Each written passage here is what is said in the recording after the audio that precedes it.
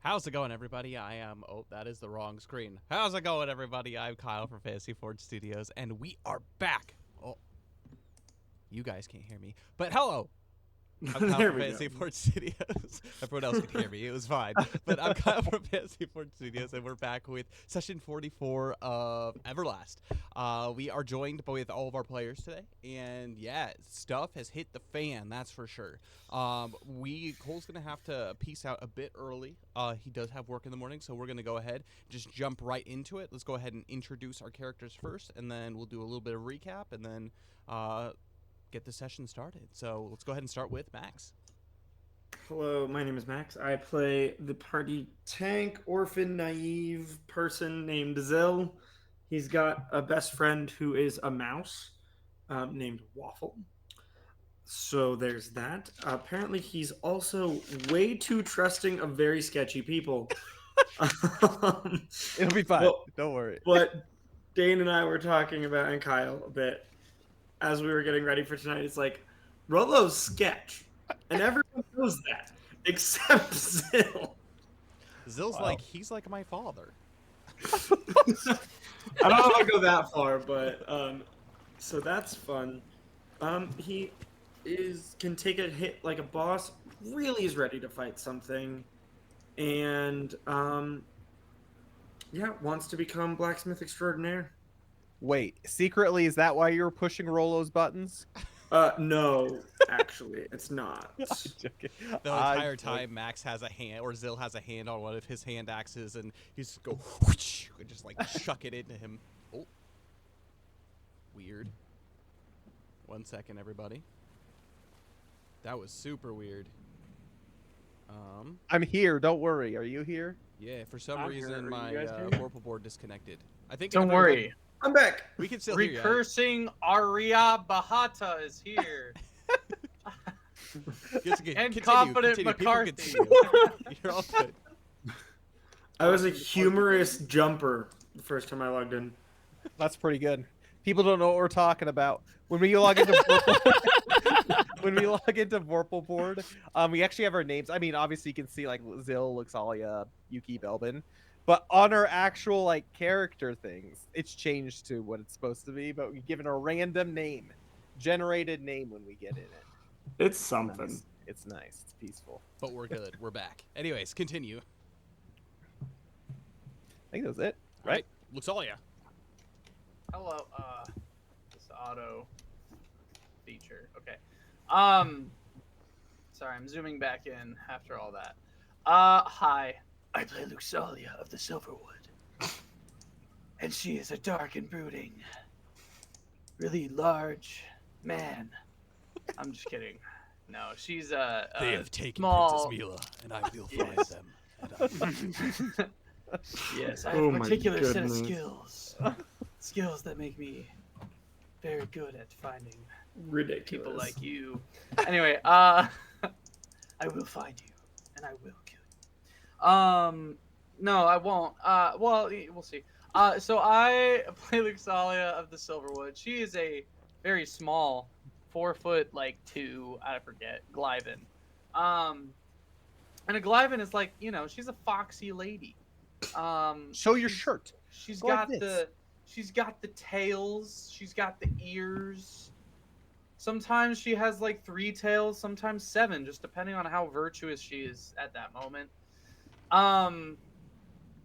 And yeah, she is pretty cool. She's the party healer. She has a nefarious backstory that no one knows about. But she is now, reformed and a shrine maiden of Amaterasu. And, she's trying her best, striving for holiness. So It's good. That's her. All right, Yuki. Well, first and foremost, I have to say, it's getting to be fall time, meaning I don't have to have a fan blowing on me all the time because, sometimes it gets real hot. For your freaking Must self. be nice. It's Yeah. 34 degrees Celsius here today. Yeah. It's quite pleasant, like a high 70s right now for us. Oh. However, because fall is right around the corner, we can get some delicious Everlast smelling candles. Fragrances of the realm. Sorry, I had I had Shameless to merch. shamelessly plug. And no, it does help. Actually, if you look on the screen right now, all of our main characters were done because of your guys' generosity towards the channel. So that's a way to be able to do it. Buy Coffee of the Realm and Fragrances of the Realm. Those will be linked below. They're in our About section, but also I'm sure we'll post them in the act. There you go, Cole. Thank you. I would show my fancy new desk map, but I it's got at my you. desk at work, so. I But I like got it, and I'm so Yeah, excited about it. we got sweet merch. But anyways, all that goes to like helping us create the art of Everlast and create this world for you guys. However, Yuki is my character. I play the character Mistletoe Yuki. She is a silver draken of the far north reaches of Flamongolith. She is a bard class, actually. However, she's a physical DPS. She is a blade dancer. And she dual wields 2 broadswords. And she can fly, which is pretty cool. We saw that in action last session. It's been a while since she's used her flight capabilities. And she is pretty cool. I would say she's kind of even keel. She's charismatic, so she talks a lot. And she's very sketched by this island. She thinks she knows the right thing to do, but then she meets people and they're like, "You're sketch." So hopefully she doesn't continue to keep meeting sketch people. So Yeah, it's otherwise good. you're gonna have to start wearing Skechers, and nobody's got time for that. Yeah, I ain't got time for that. I ain't a dad. I don't need to wear my Skechers. Your social security Skechers. It's good stuff. But yeah, that's Yuki. She's pretty sweet. So Awesome. Yeah. And our last character is Belbin. I'll briefly Yes. introduce Thordane afterwards, but yes, Okay. Belbin. Yeah, hey guys, I'm Connor. I play Belbin. Belbin is also a Glyven like Lusalia. Little less virtuous. Maybe on the upswing. We don't know. We'll see. I've actually thought about it. I think I know the direction it's going to go, but I'm not going to tell. Yes. So, yeah, Belbin is a DPS. He likes hitting things. He's got a bit of an anger problem. He likes drinking poisoned things, getting himself in trouble, almost dying. I think I guess it was 2 sessions ago, was probably the closest he had come to dying since the Cougars attacked. And That's true. Freaking mountain lions almost hit him in. not the good kind of Cougars. So Mountain lions are scary. Wasn't that when we were Underrated. still playing D&D and Luke Salia plane shifted one of them? Probably. Yeah. I was like, back to hell with you, you I just remember demon. you guys stumble across. thing. There was like a roll that happened that was like Yeah. to see like a perception roll and see if you could find him. And he was like literally like surrounded and being mauled by like 5. And he's like, where are they?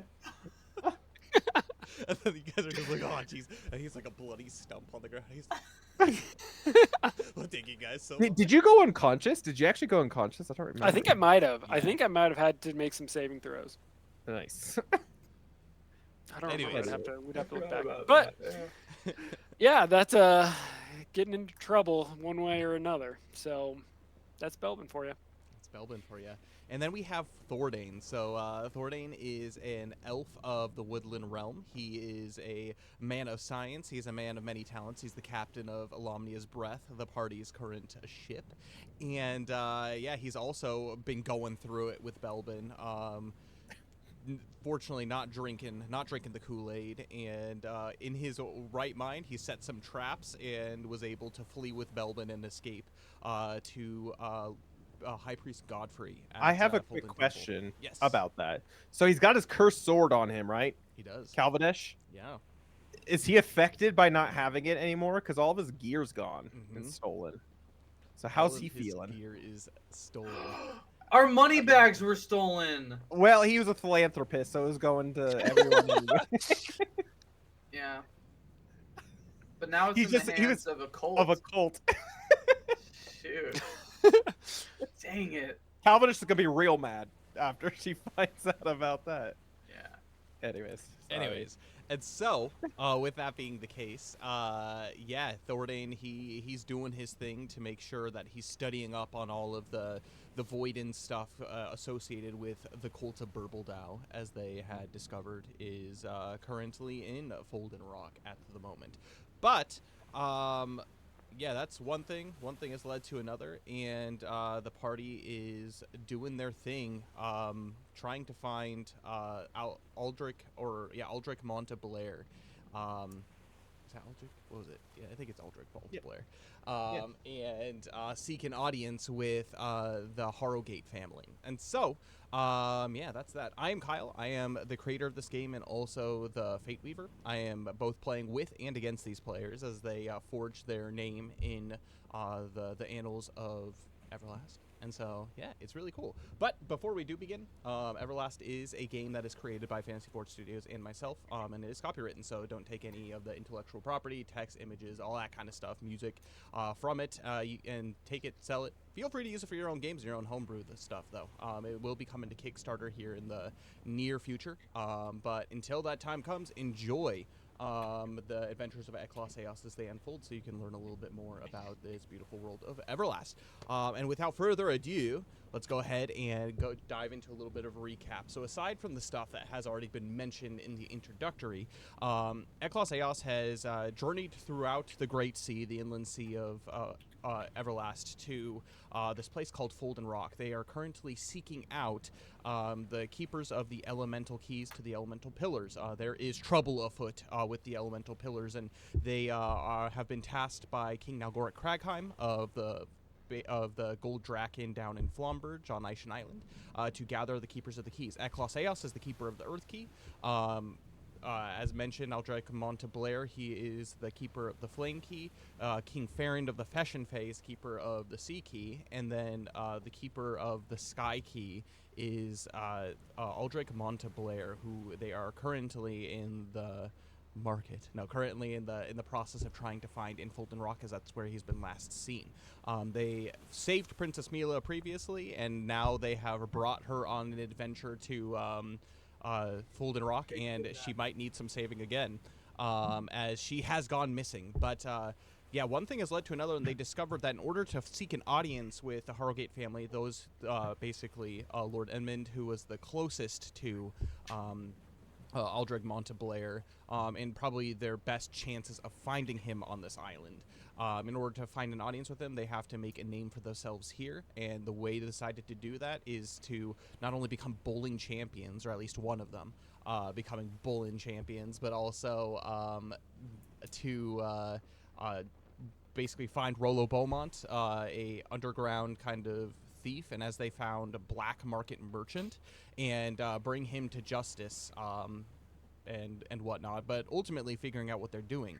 And so at that point, the time has kind of split. We were able a couple sessions ago to take a peek a little bit into the future to find that both Belbin and Thordane had been kidnapped. They had been drugged, and they were part of a masquerade to a degree. Belbin drank the Kool-Aid and got all drugged and was faced with visages of his past. But they discovered that the cult of Burbledao was behind this. Thordane was able to help Belbin escape, and they made their way to Folden Temple, to where they spoke with High Priest Godfrey. And for probably the first time ever, Belbin has kind of started to confide in someone about his past and his also wrongdoings, and so that's where we left them off. And currently the cult of Burbledao is out in the streets of Hightown trying to find them. And then in the case of Luxalia, Zil, and Yuki, they are searching for Princess Mila, and they eventually were able to get passage into basically the secret hideout of Rollo Beaumont underneath the island. And basically they were invited to an auction that was happening, where they can buy a number of things from papers to other mysterious treasures and artifacts. But they have been invited to that after a very intense conversation between Zil and Yuki and Rollo Beaumont. And so, with that being the case, they were escorted out, and they are now in the streets. It is around 10 o'clock at night, and they are in the streets of Folden Rock in Lowtown. And as they leave and enter into the night sky, it is empty, primarily because it has started to rain. It's more than a drizzle, and it's begun to shower quite a bit. You can see off in the distance people running to wherever they're staying for the night in their destination, but the rain has made the streets scarce.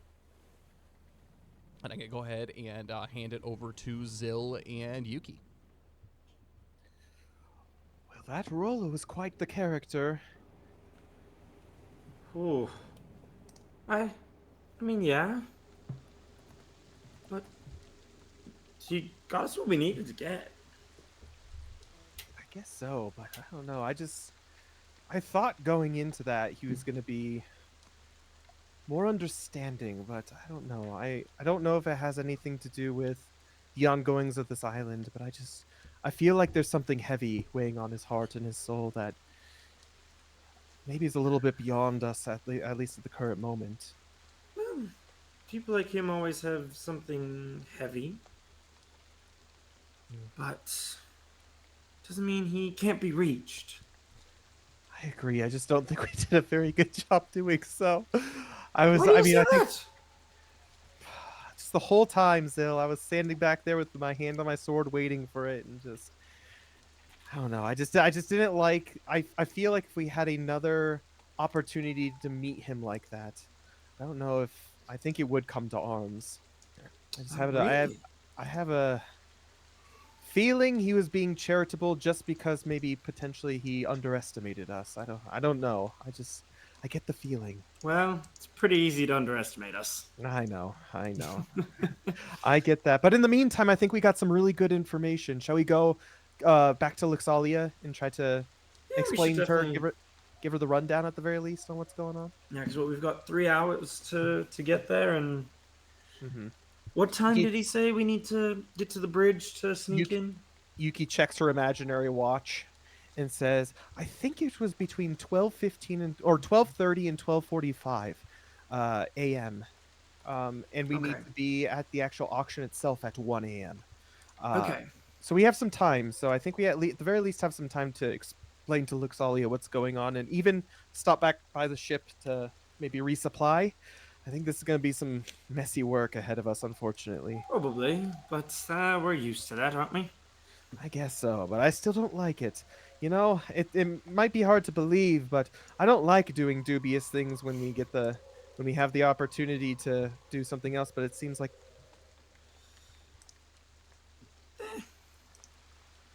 It does seem Wait. like that, huh? Did Dane freeze? Is that just me? Yeah. No, Okay. I think he froze. I'm like, wait a minute. Oh, he's gone. He'll be back. Anyways, and so as you... Oh, he's back, I think. He's back. I disappeared. Back in black. Oh, there he is. Welcome back. I'm here. Don't worry. We're good. I was just saying, I just don't like doing dubious things, is all. I know I have my past of them. You're all aware. But they are becoming harder to do. But there's a fly in my house. Nice.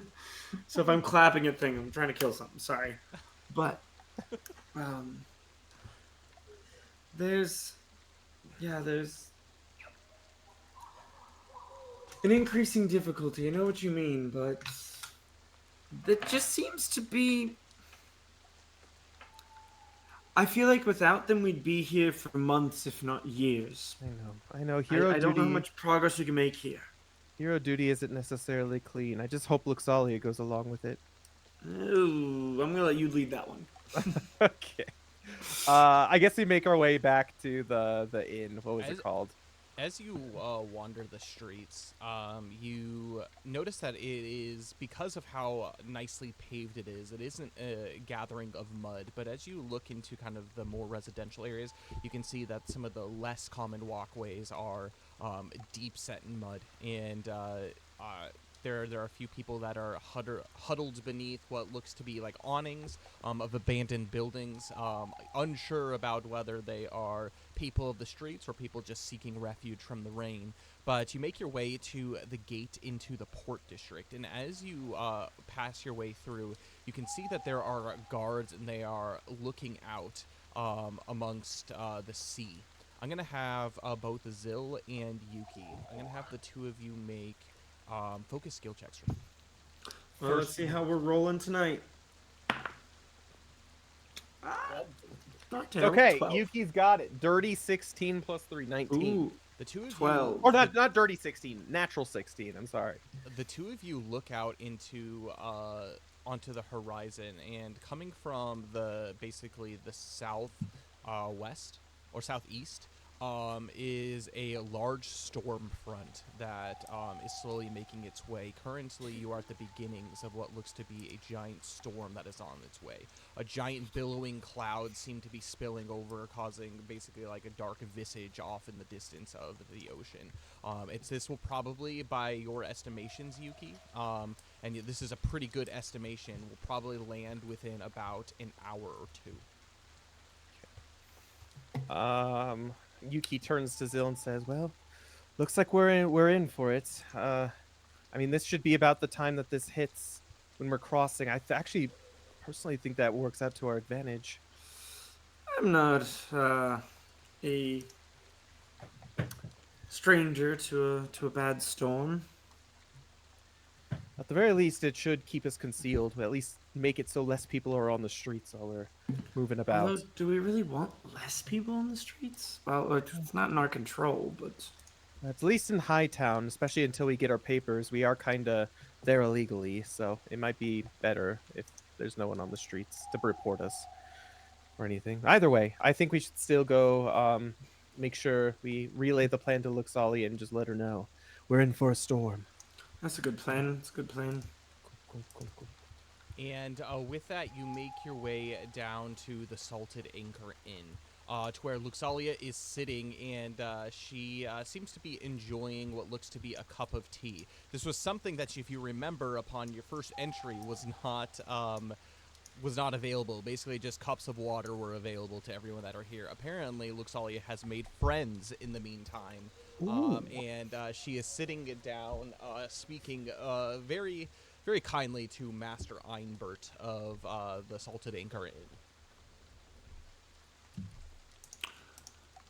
And then they said, I don't know about you, but I like chicken. And I, myself, am a vegetarian. I gets it every time. The door Well, it seems- opens, and the it's- two Zill and Yuki enter the room. It seems like the two of you have gotten along quite nicely. Oh, yes, welcome back. yes. Did you find the young lady you were looking for? Not yet, but we have some leads. Well, hopefully What you else find can her you- soon. I think a storm's a-brewing. We Really saw quick, that. what else can you tell us about the gentleman that she was with? About his profession, per se. Well, one of them is quite famous around town, and it is not in my place to really divulge such information, but I think, as he looks to Luxalia, I think you have the trustworthy sort, at least good company in the keeping. The man that you are looking for is a man by the name of Alric Ferris. He is a, well, let's just say he is a host. A host of the Regal Peacock. And many people who do go to visit there ask specifically for him. Don't get me wrong, it's not just doing the dirty. People seek him for his company. He's quite intelligent. He knows a thing or two about the ongoings of the city as well. Many people seek him, but he is difficult to get an audience with. If the young miss that you are looking for does have an audience with him, she must be something special. Well, if that's the case, maybe Princess Mila's getting some good information. Maybe we don't need to worry about her. Difficult audiences, that just seems to be the story of this place. And it's all about connections and who you know. By making one friend at a time, and he looks to Luxalia, and he stands up and goes behind the counter, and he says, if you do wish for a place to stay outside of your ship, the waters are getting a little bit rough. Feel free to stay here with a discount. Wow. Friends and family discount. Very kind. Well, in the meantime, we'll think about it. So at the very least, we'll send our crew this way if things get a little bit topsy-turvy, as they should say. But Luxali, we actually have some news. And Yuki and Zill, I'm assuming, kind of take Luxali into a quiet part of the inn and explain the lowdown and how he met Rollo Beaumont and how he had a meeting with him and how we got to go to Hightown to get papers for Hightown and also potentially Lady Mila's with some sauce company, which she knows, she hears. Yes. I don't like the sound of this. But perhaps we can save her before anything bad happens. What's your agree. So- plan? Well, so between 12:30 and 12:45, actually, in the northern part, a bridge we haven't actually made our way to, is the change of the guard, and it is unmanned. However, we're not going to be able to get across the bridge itself. We're going to have to kind of make a jump for it, but we should be able to get across without being spotted. However, with this storm, it might be a little bit dubious. I could fly us across, but that could also leave it so I'm not able to necessarily utilize that later on. Yes. I'm good Um, at jumping, so but that's our only way across. So that begs the question. I mean, we need to go to the auction house to get potentially the papers to stay in Hightown. However, that could come at a high price. You could stay with us, but if you're also worried about Lady Mila, then potentially the Regal Peacock might be a place that maybe you could go to. yes. I suppose I could, although going at this hour of night might seem suspicious or weird. It is suspicious and weird considering the fact that we don't have papers, and that way it would be a risk, is what I'm saying. If you get Yes. caught, then you could potentially be thrown out. So, I see. what do you want to do, Luxalia? Hmm. Well, it sounds like Princess Mila's in trouble, so maybe I could go about it stealthily and get eyes on her. Yes. Although I'm not very stealthy. I mean, I'm Well- averagely stealthy. I'm more stealthy than Zill. That's Not not saying saying much. Yeah. He just kind of flicks his armor. Ping! Well, Yeah. I'm not expecting the auction to take all night, per se. However, if we're really worried about her, maybe we should consider risking it. But if you're not comfortable with that, then that's totally fine. You can stay with us, and hopefully, once we get the papers, we can do it together. Well, I also know that Princess Mila is not completely incapable. But she was a little bit out of it. That is Well, true. so we've heard. We don't know for sure that's true. I guess that's true. Well, So I suppose I could join you for the auction, okay. and then I would also have papers, and then we could go investigate. We could tiptoe through the tulips on the way over there. Free peoples. Yes, Yes. indeed. All right, let's do that. And I'm gonna get a chain. What am I wearing? I forget what we changed into, because I know we changed clothes. But Yeah, Yuki's gonna change into her just normal armor. Yeah, you've and- got some gonna time. So in the process, you can go back to the ship, get whatever you needs getting. Whether that includes equipping all of your stuff and whatnot. In the meantime, and so Ooh, I should check what I do have equipped. I'm going to get my most ninja-like outfit. okay, sounds good. You've got basically this these like robes that are up top that aren't flowy typically in the sleeves. They have been bound tight with these leather guards, and you've got like these kind of puffy pants. Very Nice. very typical of your kin. But Yes. these actually were a pair of regalia that were brought on the ship from Fulton or from Takai Town. And so these a little bit baggy, but you're able to bind them up enough to where they fit. You could put your clerics on over the top, and you'd be right as rain. Perfect. I'll do that. Yuki's gonna ask to see if Belbin and Thordian have shown up on the ship to like Barnacle Bill, who's chilling. I'm assuming in the masts. Make an influence skill check for me. Ooh, I do want to talk to Barnacle Bill. Influence him. 10. 10. You ask around. You're able to find pretty much everyone. A couple people you do have to wake up, but nobody has seen Thordane or Belbin, since you have left. That's Well, slightly well. concerning as well. Yeah. Belbin tends to do this. At the very least, what we know is Thordane. I don't know if like him. it's not, but I mean, at least from what we have seen, it doesn't seem like Rollo and his cohorts have them. I think they would have mentioned something about that. If that's the case, so I just don't know. Where's Barnacle Bill? I'm gonna go talk to him. Barnacle Bill is in the eating area, and he is shoving his face full of basically just a small block of cheese. I knew I liked this guy. Oh yeah. But Barnacle Bill, Ah, Glad I what can I caught do you. for you, Zeal? has anyone approached this ship recently? Like the past couple hours? I would be the person to know if that were to happen, but let me think. And he strokes his hands through his scraggly gray beard. Nope, can't say that I have. It's been pretty quiet around here. Okay. There's just there's a boy I met here that has it pretty rough, and I offered him a place on the ship. What did you now? I did. And does anybody remember how much I offered to pay the kid? More than Buffalo Bill. Yeah, and he gets paid 1.5 EC a day. I think. Yeah, I think I offered him It's at least two. 1.5 Two or or three. 2. Yeah, I think it was 2. I think it was 2 as well. Okay, we're gonna say it was 2.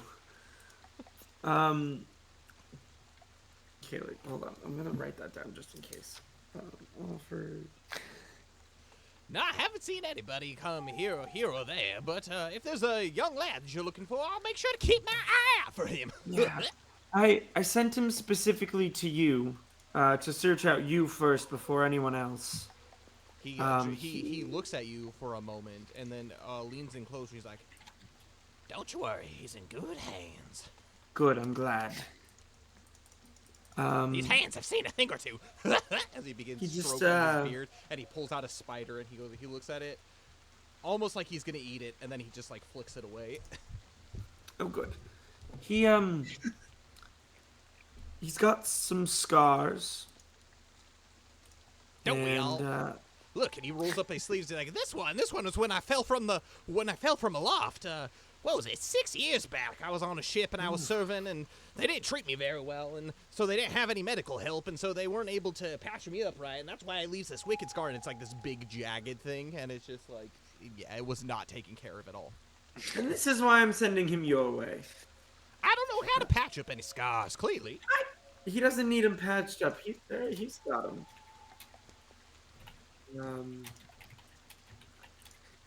So just keep an eye out for him. He'll probably approach,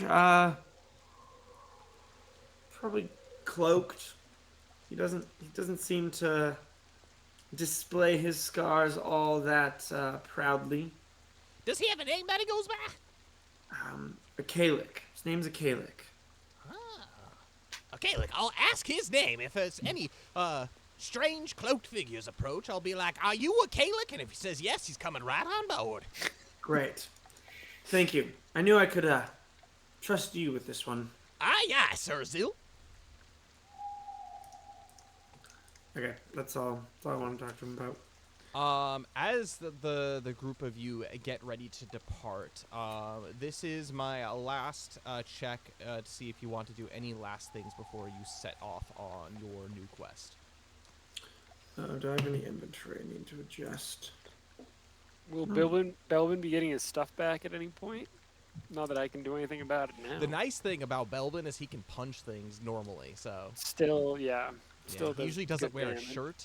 He's good. Yeah, you pretty much didn't have anything to begin with. Honestly, you're probably coming out of this better than you started. Any Crocora spines that you stole the dead shark fin, that's probably taken off of you, but... Dang it. Let me see what I had in my inventory. And so there's a lot. As the three of you depart onto the docks, you notice that it's actually quite treacherous. Yuki said, "I will let the crew know where we are going, and if we don't return by morning, look for us." As you make your way out onto the deck, you notice that the ship, even though it is docked, it is swaying. The waves seem to be growing pretty high in the bay here.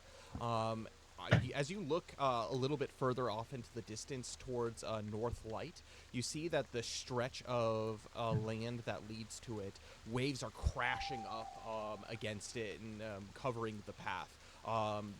It is growing, especially particularly by the shore, more and more treacherous to be able to walk around these parts.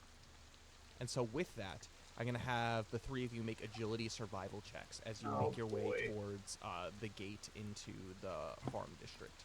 Come on, D16. 17. 9.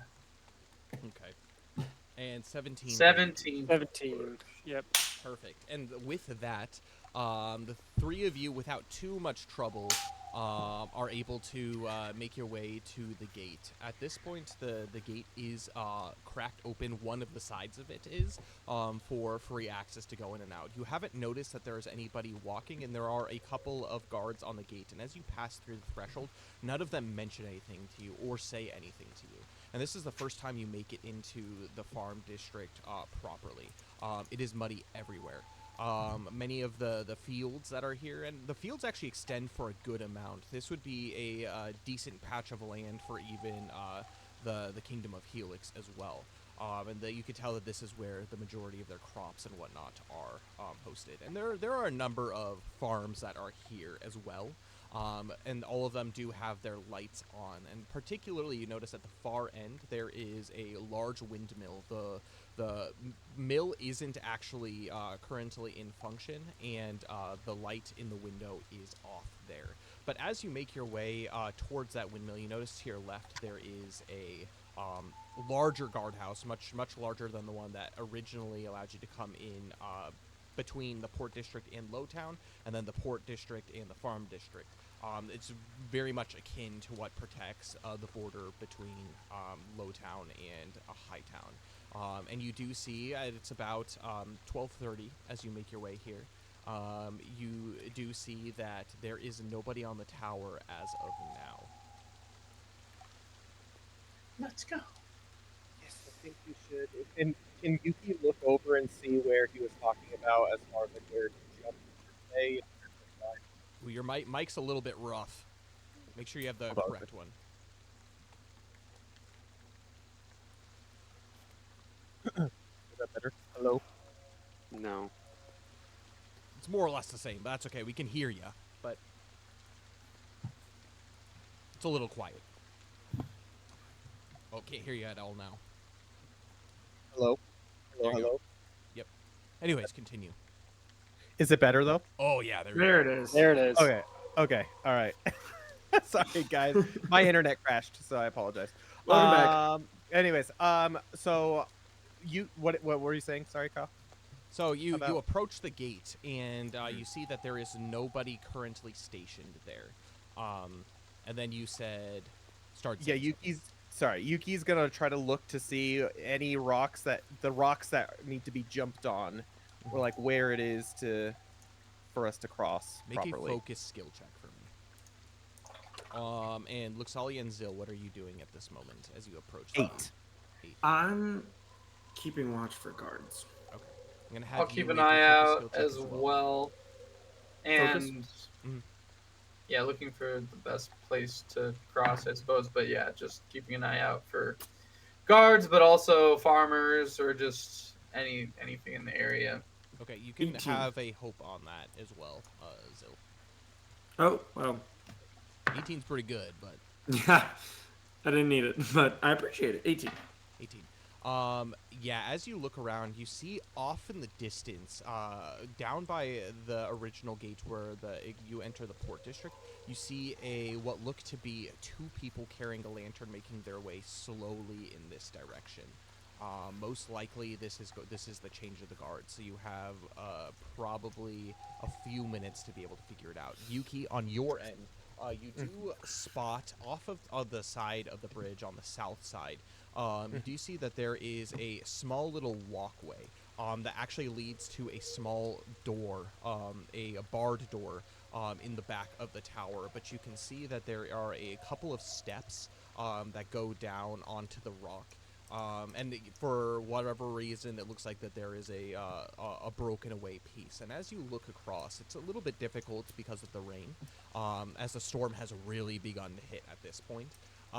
You see that it is about a 15-foot jump to the other side, but there is a flat area down on the other side, a little bit below where you are, and there is what looks to be a kind of a natural path that leads back up to Hightown. Yuki points that out to Luxali and Zill and says, "Do we want to make our way that path, or do you see anything else?" I mean, That's our best they're on bet. their way. We've got to do it quick. Okay, well, at the very least, we can try. If we get to the edge and anyone feels uncomfortable, just let me know and I can fly us over if that's a better decision. Like, if you feel like you're not going to make that jump, because the weather's not great right now, I should say. As you make your way down to the ledge, you see that it is stone, and because of that, it's quite slippery. If you are going to make a jump, you're going to be essentially making a dexterity skill check, but it's going to be at despair. Everybody. I don't like this. Are you sure? I could literally fly us over there if we need Yeah, to. just fly us. I think at this point that's our best bet. Okay. Well, Yuki's going to like test the waters. How heavy, Zill? With all of his armor, he's pretty heavy. He is a big boy. I think Zill is like 150 pounds on his own, Let me double check to see if but the he's flight currently is. carrying 180 pounds of stuff. Well, what I could do with you, Zill, we can at least get a running start, and then I can like hover us over there, reach out my wings, and kind of like float us down. Whatever helps. I don't know. Assist him I in don't- his long jump. I don't know if I can actually carry you, Zill. It's the thing. You're a little thick. That's fair. You're a little bit Well, chunky. maybe more with getting me over there. Yeah. So Yuki will fly Luxali over there. I'm assuming that's pretty easy to do. Yeah, you do. I'm gonna have you make a strength check for me as you do so. The DC is not very high on this though. For Yuki. Well, it's a natural 16. So. Yeah, you easily get Nice. Luxali over there and you plop her down on the far side. Luxali, I'm gonna have you make a focus skill check for me as you land. Come on. You turn back Alright. around. All right. Nice. 15. Within the next 2 minutes, you can see that the light has come close. We'll just use this. You guys are all here at this point.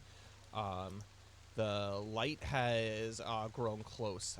These guards are probably going to be in about this direction. You have about a minute or two before you could potentially be seen. Be quick, and I will hide. Zill, are you ready for this? And Yuki kind of like holds him underneath the armpits a little Let's bit. do it. Okay, Let's make we a- Alright, we make a run. strength Never. skill check. This can be with hope because you're not trying to fly, you're trying to glide. But because Just glide. yeah, it's just a glide, so Okay. it's still not a super low DC, but it's Okay. All right. with hope. Oh, thank goodness. Strength, you said. Yeah, strength skill check. Also, I'm assuming. Oh, yeah, we're good. 19. 19. perfect. You're able to glide in, not a problem. And you see Luxalia, she has ducked behind a rock, and you see the tip of one of her tails before she disappears. Yuki kind of pulls it. We're here. What the heck? I We're just here. noticed Pull my that tail. the tokens have the That's updated weird. art. The tokens have the updated art. That's It true. looks so good. Is that Oh, new? when did that happen? This is new this stream. I'm okay. I'm like, wait, did I miss this? They look great. Oh, Anyway. man. Sorry to Okay. break Um, the moment. Okay, and then Yuki says, oh, "Sorry, I just letting you know we're here," and points towards the direction of like the uphill kind of climb towards Hightown. So, she'll do that. Great. I will Gotta lead be- the way, I guess. And you do so. As You scurry up fire as you names, see stuff as you see the guards vanish into the tower, off on the other side. Another one of the guards seems to be walking towards the entrance across the bridge to Hightown, but before that happens, you're able to duck into the trees. As you climb up, you can see that there is a small path, but surrounded by this, very different from the rest of Fulden Rock, there is actually a small landscaped, what looks to be park is probably your best guess at what this is, but it's kind of like a pseudo jungle here, but it's again very landscaped, and so there are a number of trees and whatnot to hide behind. You can see that it's much better lit here in Hightown as well, as probably every 15 feet ish there's some kind of street lamp along the sides of the road. And you can see off in the distance in kind of all directions, particularly this direction, it has a heavy guard presence. They're all and they're quite easy to spot, not just by sight, but you can hear the rain ticking off their armor. They're not fully decked out in like plate armor, but they have like shoulder pads, they have helmets, and like wrist and like shin guards as well. And so you can hear that ticking off their armor. As you make your way down kind of in this kind of southern direction following the path, I'm going to have the three of you make stealth checks as you enter beneath. It's basically you make your way towards kind of this set of bunch of buildings that are all connected, kind of almost like a large townhome complex. But there is a large kind of arching, not gate, but like walkway that connects them as you enter beneath it. So I want the audience to appreciate there are no negative modifiers in Everlast. Unless you're Zill trying to be stealthy. Oh, what are you doing? I've got a -1. Here we Did you go. roll bad? I got an 11. I rolled pretty good, but I rolled an 11, but it comes down to a 10. And we'll tell you. No. You're the ninja. You're the ninja. Does someone want to give me hope out there? Oh my That'd be really nice. Everybody got 25,000 channel points to burn? I can do this. Hold up. There we go. Hey, Brett coming. Brett! Yo. I was gonna do Brett that. almost had a 100 stream streak. She's right now like on like 11 or 12 or something now. Yeah. She's got lots of points to you. 17. 17. All right, that's much better. Thank you, Brett. I'm gonna roll. That was that one originally. So yeah, appreciate it. I'm gonna roll a D16 real quick. That is a 14, unfortunately. Oh, that was close That though. was close. Actually, it happened on the last Wilderland stream. They had 2 roll D16s, and they got a nat 16 on both. So they I both got a lot of 2 inspirations. Yep, during that battle, and they were using them. But anyways, that's either here or there. You enter into this kind of townhome complex, and you see that at the center of it, there's this large fountain. There are a number of buildings that look here of interest, particularly one that kind of stands grand above the other. This is the Aurum Exchange. It is a bank, and the lights in this building are off. I'm going to have Luxalia, because you got the highest roll there on your stealth. I'm going to have you make a focus skill check for me. Okay. Believe in you. 17. You notice up ahead, basically there's like 3 little complexes that are like all connected together. You entered the first one on the far north side, but you see what looks to be 2 people on the third complex making their way through a small doorway. They knock, and someone answers, essentially, and after about a minute or 2, they are let in. They look like they're being questioned. Is that what's going on? I pointed out to the group. Yuki pulls out the paper that we got from Rolo Beaumont. At the very least, we could say a special kiss of Rolo's. Sorry, of the not Rolo himself, because we can't use his name. What was it? The boss. The boss. Yes. The boss. Do you remember guess you did get an invitation from him too? I know. They're like, hey, the boss gave us this.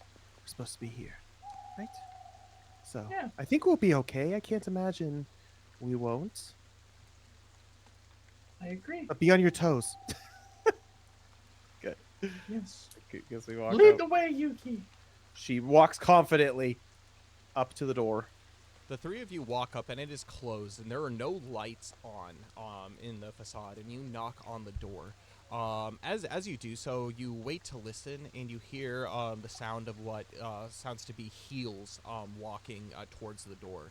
And a slat in basically like a hidden slat in the door opens, and you see the face of a set of eyes. This is clearly a woman, as her eyes are outlined in kind of like a dark eyeliner. And she says, "What can I do for you today?" Hello, ma'am. We are here for the auction. And Yuki kind of like holds up to the slat the notice for the boss sent us. She looks and she peers, and she nods. She closes the slat and opens the door a little bit. And you see that immediately as the door, you can sense warmth coming from inside. There's some music playing in the background as well as she looks to you and says, "I haven't seen your faces before. How did you come by this invitation?" Ah, yes, we did some work for the boss himself, and this was our reward. Well, this is signed by the boss. I'll go ahead and accept it, but before I let you in, you're going to have to hand over all of your weapons. I can see you're quite armed. Trust me, you will not be needing them. You can't be too careful around these parts, you know, even in good times. But rules are rules, and Yuki unsheaths her swords and hands them over and gives the quiver. A man dressed in a nice courtly attire walks up, and as Yuki, you take your swords out. She grabs them and gives them to this man as he has them held. Yuki on purpose keeps her harp, though, on her. Okay. She doesn't question that. Yes. Luxalia doesn't really like have. I mean, she has her staff, but What you Her call walking an old stick? it's woman my with- walking stick. Um, Would you part a crippled woman from her walking stick? is it- Make a charm skill check for me. Oh gosh. Gosh. Charm. You're charming, though, right? I think you're pretty charming. Decently charming. 14. Ooh. She looks to you and she says, "I know not much of the folk of the Glyven, but you do not look old to me. But No, I'm not old. I hurt my Crippled? leg. Yes. I see no problem with you keeping your walking stick." Thank you. Got And Gandalf with us. Zill is, I mean, this is just the buddy cop trope of just like. I'm looking at my inventory. For some reason, I have a spear. When did I get a spear? So he hands over When the we spear were we were on the first. island protecting Aishin Volcano, remember from the Yes, pirates? yes. We got the spears from there. That's right. Apparently, I still have the piece of the celestial great bow. Mhm. We're just gonna pretend I left that on the boat. Okay. Because I Pretend. have no reason to have it on my person. So he's like, first the spear,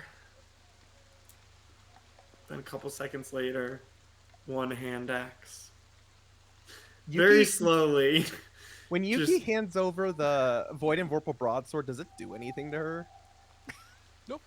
You hand it over fine. Okay, I was wondering because I whisper to him, if anyone else but me touches this sword, they will be struck dead if it is not here when I get back.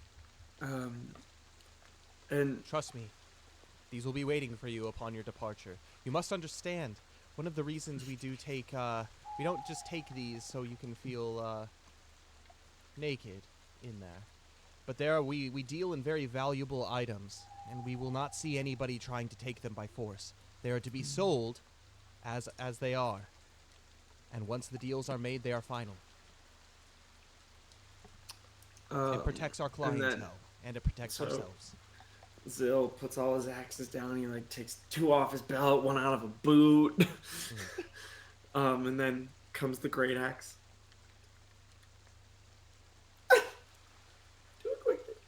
These are, as you can see, highly quality and customized. I better get mine back. Don't worry, they will be locked up in our vault. As the three of you enter, you see that down the hallway, the man walks, and at the far end of the hallway there is what looks to be a steel door that is open, and just for a brief moment before he closes the door behind him, you're able to peer inside and look. I'm going to have all three of you make focus skill checks for me.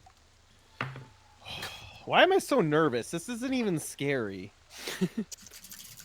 Because Zill rolled a nat 1. That's why you're nervous. Well, Zill's back. Yuki rolled a 12.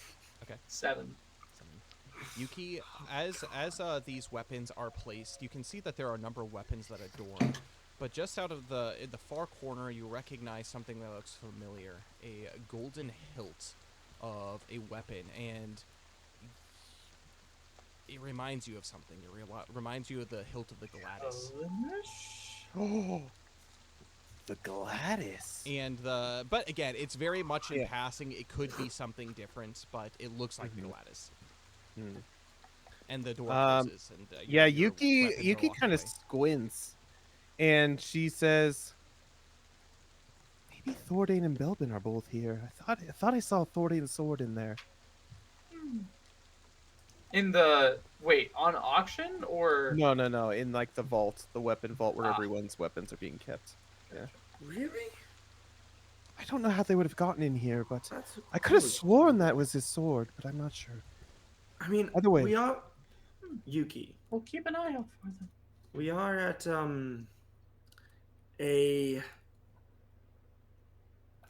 how do you say, hoity-toity auction here. I guess so. There's Is probably that a how you lot of. say it? Thordane I got don't his own know. information. Got his own This- information. This is not my. This is not my typical rodeo. Point is, we're probably walking into a room with a lot of money. It could be anybody's golden hilt. I guess so. It just looked familiar to me, but either way, maybe we'll see them here, and maybe that's a good thing. Hopefully. This is also coming from Zill, who saw nothing. Yeah, it's all good. Yuki keeps that in mind as she walks out You into enter into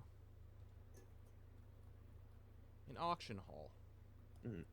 And the music begins to grow louder, and you see that there is you're essentially being led into the main portion of this hall, and the three of you are. Wait, I saw Thordane and Belbin there. Are they there with us?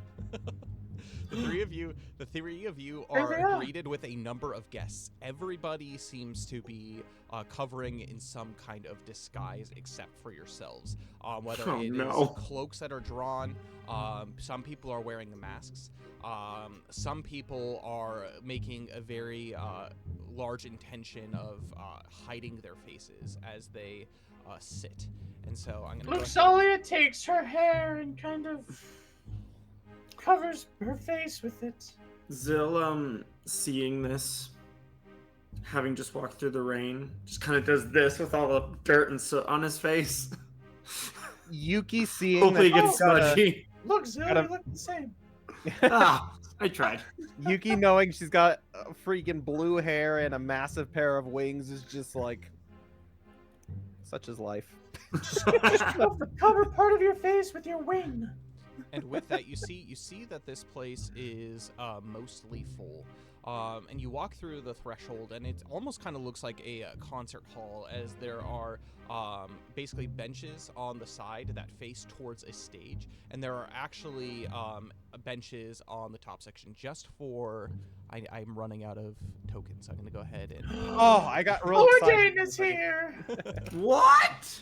And King Farrant, he came all the way up for the auction? And Princess Mia. And the Flirtensia! Oh, Gunter must be here A too. whole boat!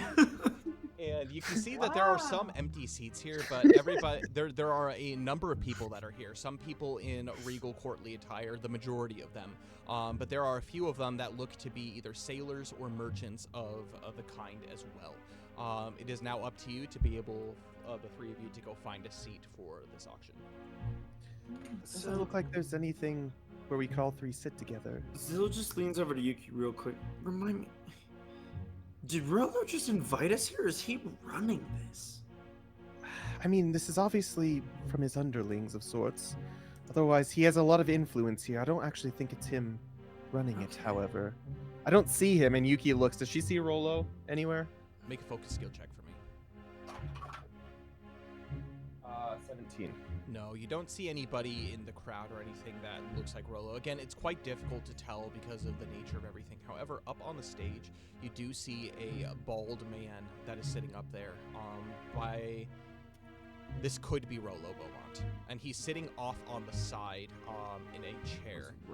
And he seems to be the only person up at the top. But as you do gaze up at the stage of this auction hall, you see tables littered with all kinds of bottles, books, magical items, very valuable looking treasures.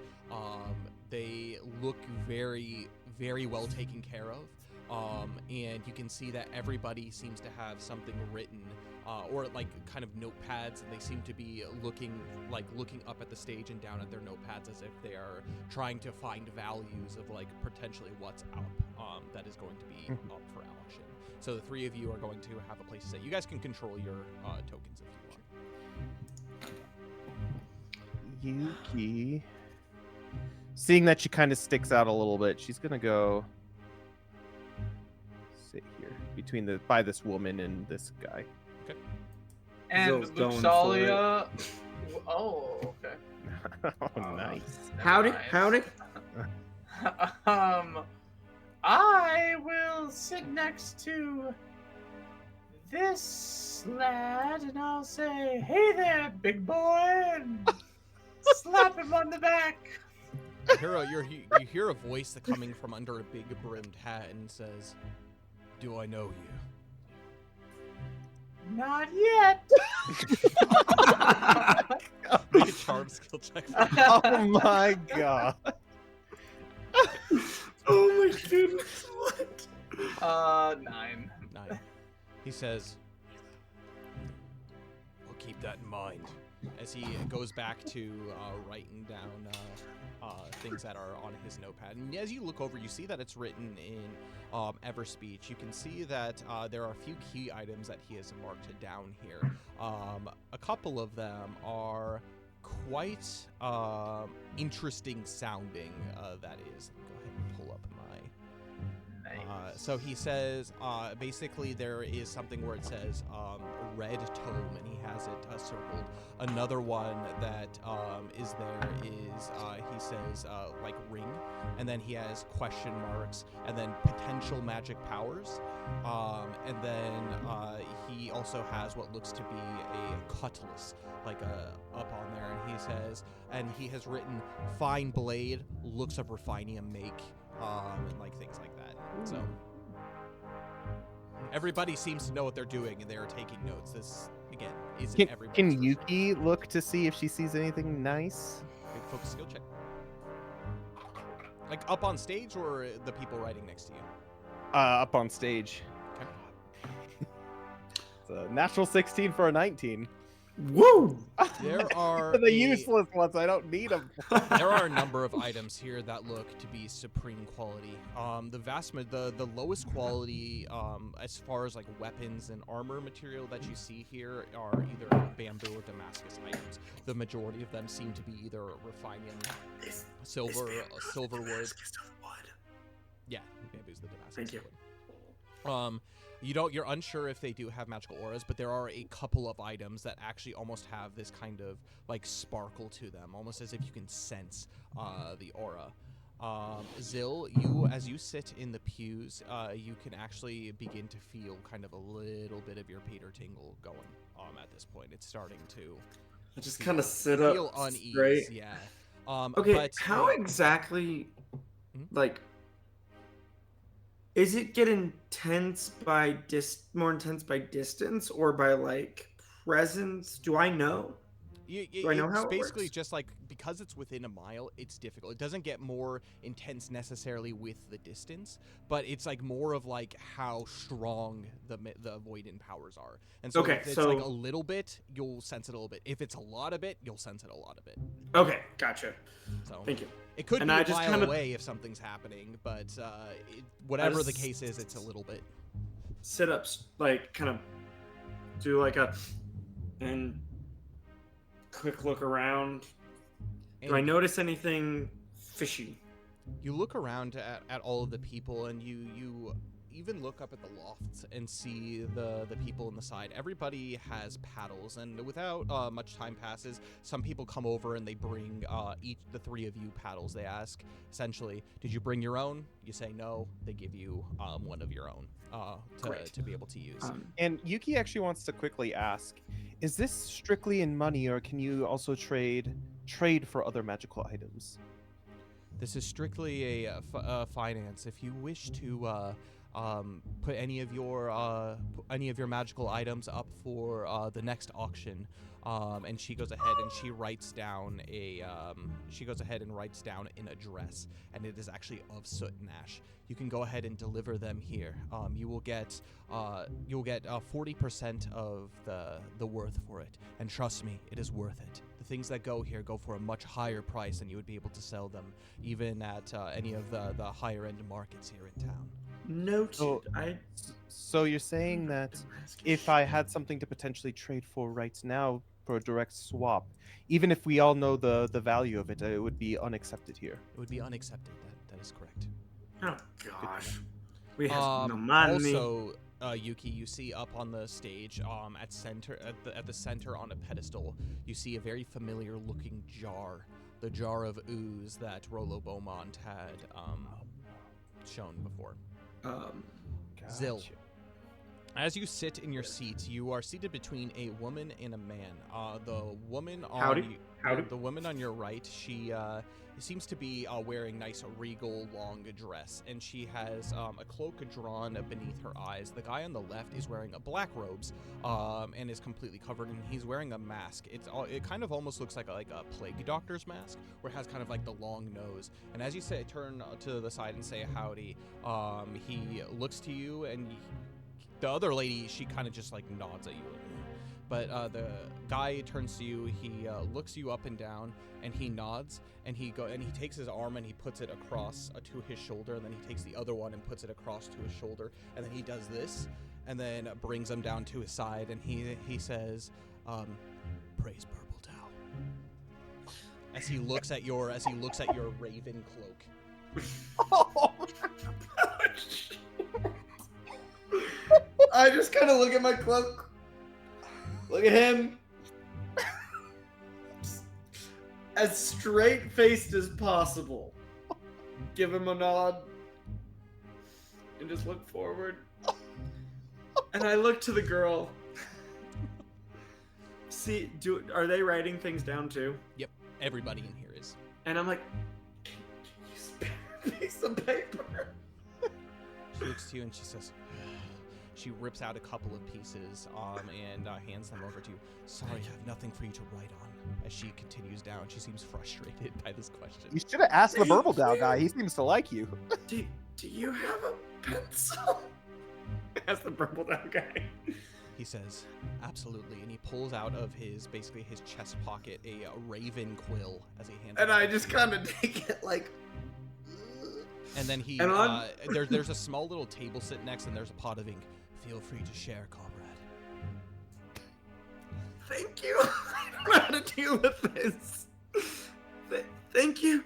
Just dip it in, and on the paper, just in my first grade level penmanship, write papers. And with that, the doors close. And then the- Refinium question mark. And with that, the doors close, and the lights, the attendants walk around and they extinguish about half the lights, and so it begins to dim. There is the lights on stage. There are a number of candles that become lit as it lights up the space. And the man that was sitting on the side comes up to the front. He relieves his hood, and it is indeed Rollo Beaumont. And he says, "Welcome, all of you. Perhaps familiar faces and those that are new. Today we have let's just say we have a multitude of goods for each and every one of you to be able to see. Some of them you've never seen before. Some of them are of fine and exquisite quality. Do know, any purchase that is made here is final. Afterwards, once the auction is complete, you'll go to the back and you will speak to our exchange member. You will pay and you will receive your items before departing. If there are any questions, raise your hand and simply an attendant will come. If you wish to place a bet, raise your paddle. There will be no fighting, there will be no violence.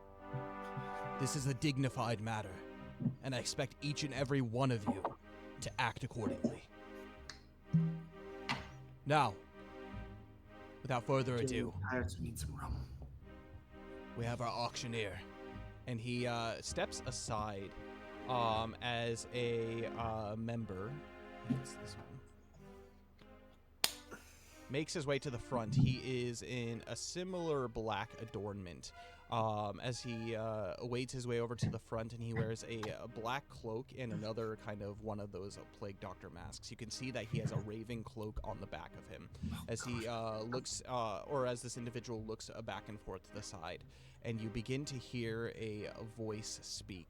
It is a deep, gruff voice, and he says, "Now, first up for auction today, this blade." And he goes and he grabs the cutlass that the guy over here was looking at. He says, "This blade is of Ruthenium make. It says that it has the ability to determine one's fate. Whatever that means, we are unsure until you wield it for yourself. The starting bid for this piece, 800 EC. Holy crap. Oh, And immediately the man next to Luxalia raises his paddle, and he says, 800 EC. And then back and forth, a number of people begin to speak. If at any point you want to raise your paddles for weapons such as this, feel free to raise them. Not an 800. Sounds like this could be called the Fate Cleaver. Can I ask a quick clarifying question? Mhm. About my Peter Tingle? Mm-hmm. At what point did I start to feel it? As This soon as you evening. walked in the doors. Okay. But again, it's within a mile of a certain So location. it's you probably could have not the been- guy I'm sitting next to. Probably not. That's all. That's the nature of the question. Okay. But you don't have to confirm or deny that. Okay. And Thank you. this goes back and forth. Probably after about 5-10 minutes, it eventually does sell. He goes, "Sold!" And he has his gavel and he pounds it on the podium and he says, "Sold for 3,000 EC to the gentleman up front." And he goes ahead and he crosses through the and then puts a star next to it. The next You item got deep pockets. I like that in a man. 1,000 EC. 40% of here that would be does. 1,200. I should have brought my spear And or with long that- axe. And with that, the next comes up for auction, and it is a pair of leather bracers. And these look of pretty fine quality. And the auctioneer, he says, "These are gauntlets, and in them they are imbued with the element of the earth crystal. They have been placed, they have been touched to the divine energies from above. They will offer great protection in times of need. The starting bid, 200 EC. Touch to the earth. What's the conversion rate again of EC to EP? 10. 10 to 1. Okay. And so, Yuki's just sitting here twiddling her thumbs. Was this one on this dude's list also? this one was not on this guy's list. Are these Okay. of Numenorian make, perchance?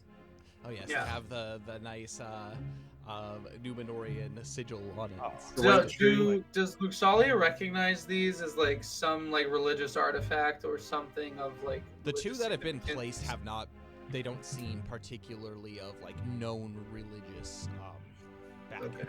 He Um, just said they were blessed from above, so I was like, Man. is this The- simony? Yes, probably. Yeah. Does the so the guy placing the items like looks identical to the guy sitting next to me, kind of Not more or less? identical. He's wearing his robes are much finer. His plague doctor's mask is much finer. He does have a raven cloak, as the other guy does not have. And they have kind of like this guy looks like he has more authority than the guy sitting next to you. But it seems like they're in like a grades of Cahoots. uniform kind of thing. Perhaps they Okay. look similar enough. Okay. What's Rolo doing at this moment? He's sitting on the side as he's essentially watching everybody in the crowd. And he is writing, actually, as everybody places their bets and everything. He's looking almost as if he's keeping track of something as each item is being sold per se. And with that, it eventually, if none of you are going to try to bet for this, it eventually sells for 800 EC. Oh boy, that's beyond Chris, my how are we price gonna point. afford these papers? Well, The we're gonna next- hope they're not that expensive. The next item that comes up is a large golden amulet that he holds in his hand, and it has this chain that's able to you're able to fasten. And he looks and he says, "Now this is an interesting piece. As you can see, this is no mere trinket. This piece is said to have the ability to summon flames from within, scorch your foes, or even heat up your ovens. But however you use it, the starting price for this, 500 EC. Zil raises his hand to ask a question about the paddle. And immediately an attendant comes over and says, "What can I do for you, sir?" He mentioned ovens on this one. Do you think it could heat a forge? Don't see why not. Thank you. Sorry, 700 EC? 500 500. 500 EC starting bid. Also, I am keeping an eye out for like religious things. I'm gonna have you, Luxalia, I'm gonna have you make a piety skill check for me. Oh yeah. Are there any like initial prices listed on any of these that Yuki can see, or is it no? Nope. Unnatural 16. There is one thing in particular that you actually do recognize, and it makes a connection with something that the guy next to you has written. He wrote Tome Red, and up on the table you see this book, and there is a tome, and it has kind of these gold brackets that are attached to it, and it has some kind of some form of Elamic text written on it. It's kind of Noted. far to be able to see, but as far as exactly what it is, Did it look something like this? yeah, something like that. There you go. Zill's Hobbit. already bought it. You can't see. It's the Hobbit. Nice. Wait. There's Sting. Nice. Well done. Anyway. Anyways, and so with that, the Shameless amulet, bragging. if nobody bets on it, it eventually ends up selling for 1,500 EC. Oh How? my goodness. How? How much money does everybody have? Yep, I haven't been able to afford anything. yet. No, like collectively, could we afford anything even if we pool? Yeah, you Can Can we then, talk about this right now? two. Yeah, I mean, feel free to talk about it. After these 3 items, there is a 5-minute break before they go into Okay. the Yes. 243 EC total. I've got 420. Well, like Blaze it. 430. I've got Well- 132 EC and 64 EP. Holy You got crud! 64 EP? Apparently. Holy! I don't know. Okay, what wait. it So you've says. got And 64 EP. 52 ES. Yeah, 263 or 243. Hold on. How much EC did you have? 132. So together I have like 770. You had 777. Guys! I'm Plus so whatever cool. the single digit of the ES is. Yeah, 52. I don't know. So 777.2. Nice. 777 point. You guys should just rob everyone in here. I That's know, what Bell right? I does mean, for we don't have our things. weapons. Kyle, or Dane, how much do you have? I have 243 EC. Any EP Okay. That's included the EP. and ES? Technically, some of the stuff belongs to me, so it wouldn't be stealing. Okay, we got 100. not- we not got- for That's how much auction. we got. 1456. All right. Total, that's how much we got. I don't want to spend that though. I know, I don't either, but It's okay. Yeah. Thordain has endless amounts of money. If only he was here. But also, Okay. Zill's like, wait, could I sell my Refinium long axe for Um, 3 Not grand? here. Well, Probably. 40% of 3 grand. Which is still Mind you. 1,200.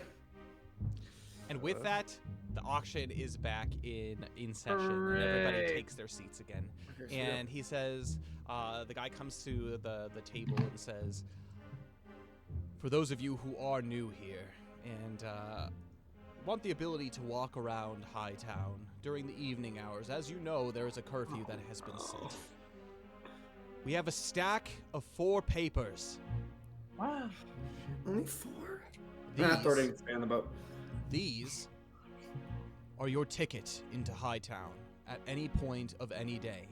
They have not been signed by an owner yet. If you do purchase these, we will have you come up on stage and sign for them immediately, making them void to anybody else who attempts to take these from you. The starting bid per sheet, 50 EC. Oh. Nice. I hold up my. EP holds theirs up too. I hold my paddle up too. Are you guys all betting against each other? No, no, Or no. Are they? We're all bidding on one. Are well, Are, wait, wait, are they they? 4 separate bids or are they 1 bid total? They're separate bids. Okay, yeah. Okay. Okay. But, oh gosh, It's okay. we're only for 3. We'll roll for 4. Ah, man, but Mila's not here to sign or Belbin's not here to sign. It's Dude. fine. I raise my paddle and my hand. You snooze, you lose. As you raise your paddle, so is only one person raising? At this No, we're all 3. We're all We're 3 all All 3 raising. of us are raising our paddles. I raise my paddle and my hand. Okay. We have 50. Do I hear any for 100 EC?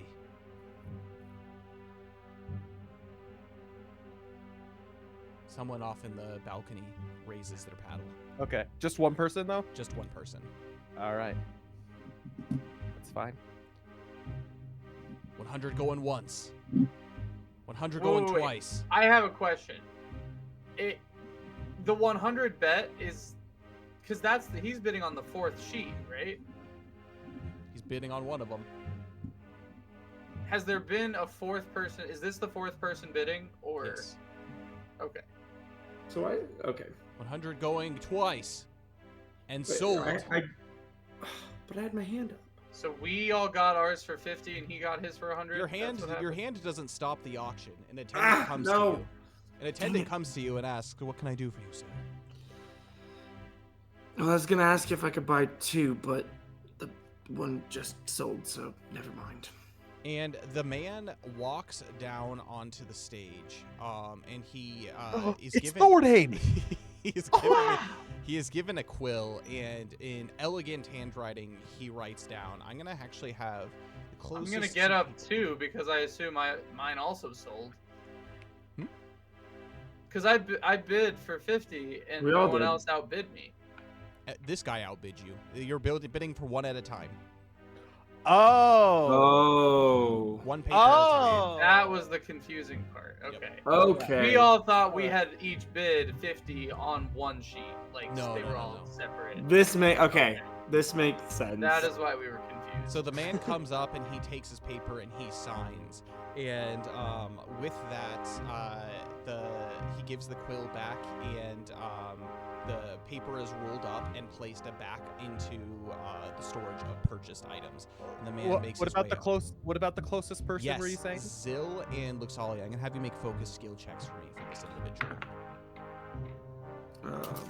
9. I think 9.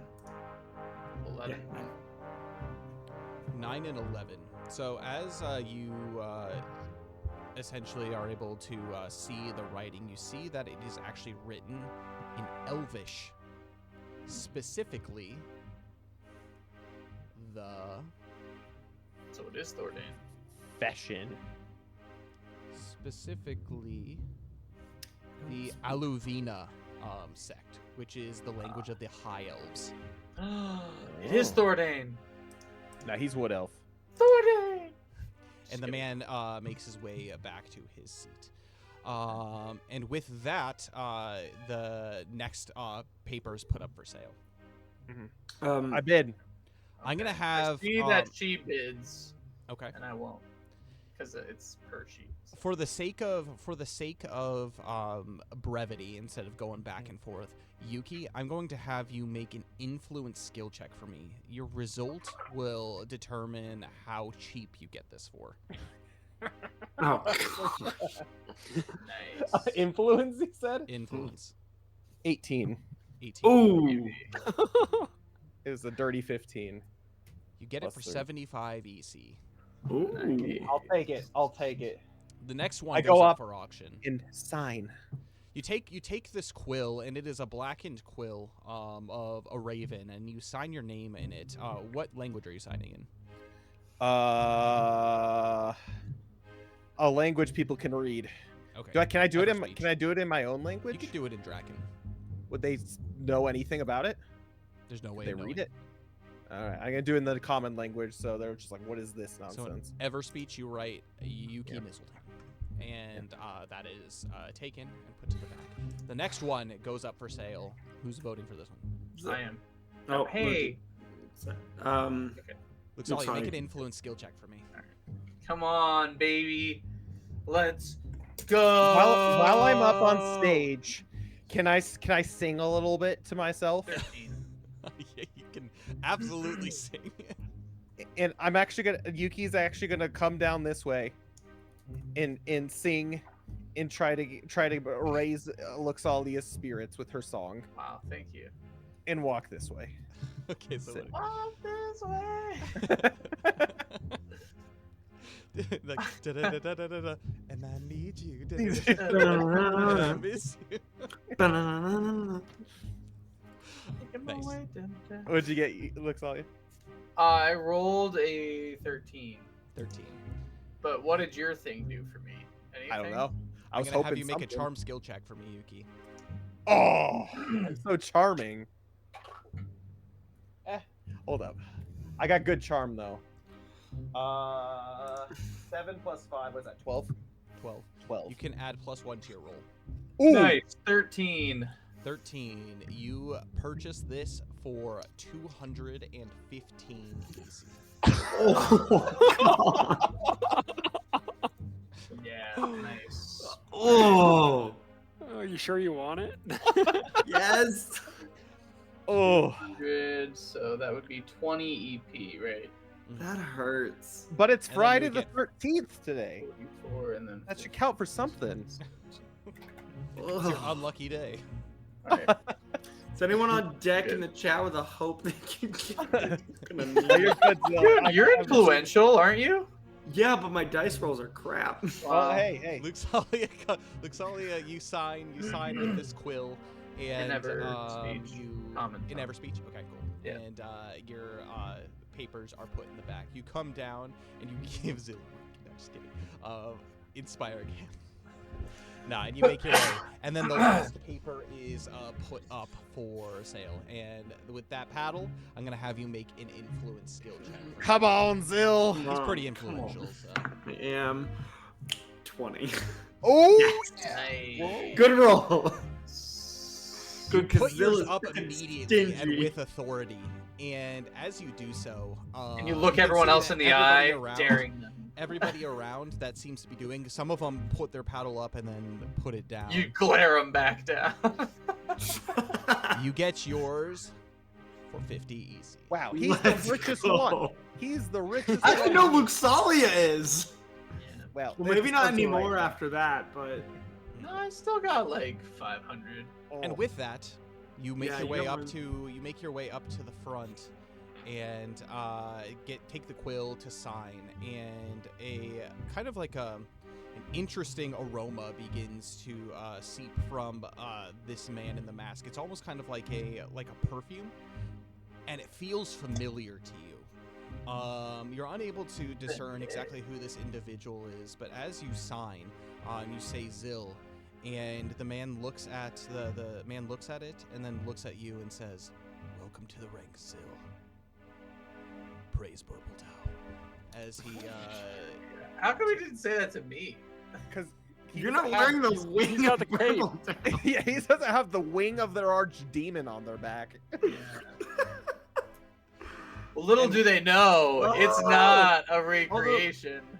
yeah, right. It's not just the regalia of their outfit. Yeah. I was gonna sign an Eldornian. Does that change anything? You go ahead and you sign. Okay, cool. The guy says Mainly because Eldornian. I've never used it, but I speak that language. it's similar to Everspeech. It's just like kind of like old English version of How the common tongue. Zill speaks 4 languages. He's a man I will of the street. Never understand. Da-da-da-da. And with that, the papers come to an end, and there are a couple more things that are up for sale. One of which, and we'll just go through it. If there's anything that is interesting, let me know if something is interesting that you want to spend money on. The next item is an item called the Staff of Whispers. Essentially, what this does is it allows you once per day to be able to detect the thoughts of somebody. The starting bid for this is going to be 700 EC. Yeah, nah, man. The next one is We're broke, man. I suppose these the people Boots deserve of the Sky, which essentially allows you to be able to essentially do like a triple jump while wearing them. The hover Um, boots. Yeah, basically. And so you can like use it to climb up, like immediate climb surfaces that are up to 15 feet tall. Without having to use the climb. do that. Belbin needs those. Belbin Yeah, already he has can the already ability do to it. He's got He's the- a Glyven, Still bro. needs them. He's got the is it an oblate or a Glyven thing? Like the Glyven. Glyven thing. Mhm. Yeah.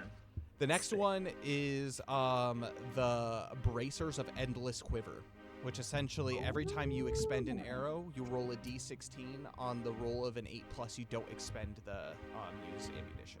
Hey. How much? And the starting bid for that is 150 EC. Okay. If anyone's interested, now's the time to bid.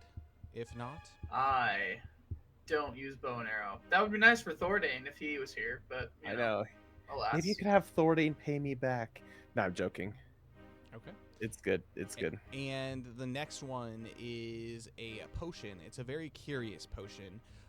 But this is a potion of dream walking. But it essentially allows for during the evening period, you can read the thoughts of somebody's dreams. Whoa.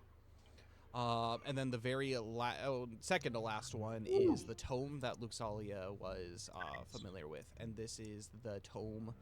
It's a tome of forgotten knowledge, particularly, but the investigation of this and reading this and comprehending it, it essentially gives you if you finish all of the chapters and you're able to do it, it gives you a permanent hope when you are making what is it called? Knowledge skill checks. Dang.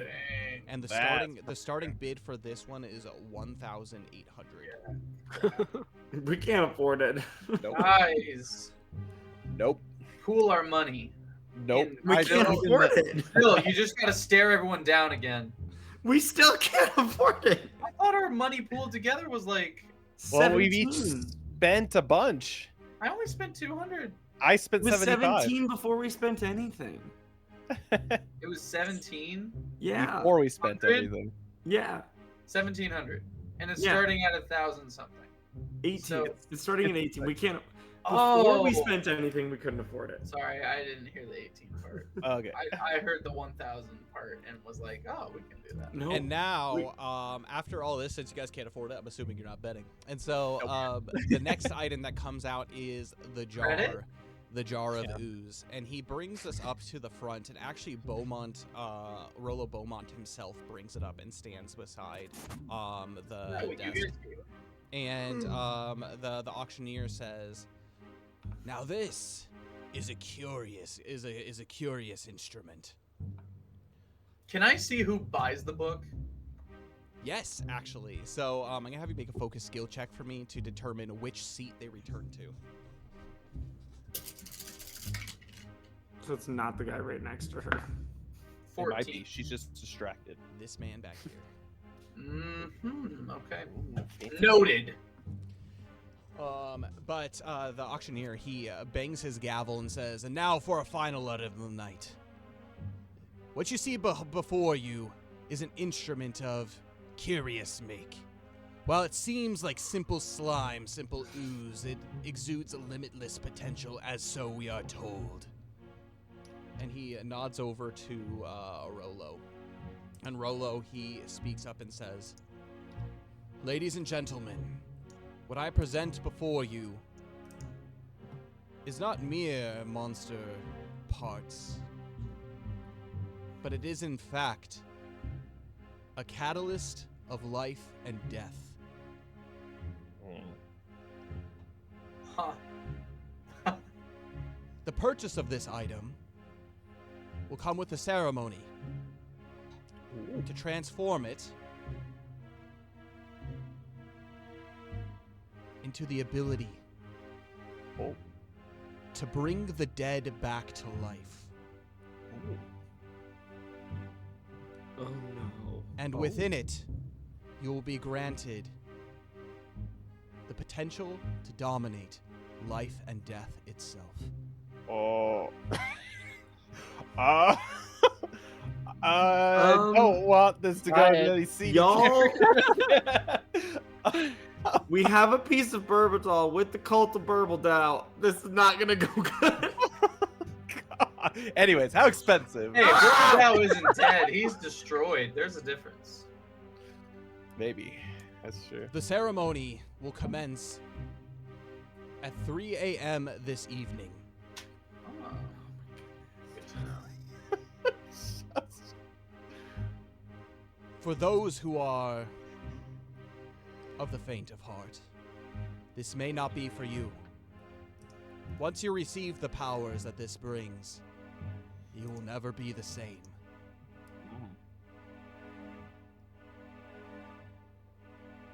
By betting on this, you will receive great power.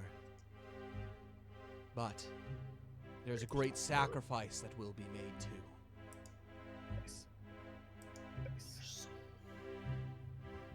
The starting up bid for this, 500 EC.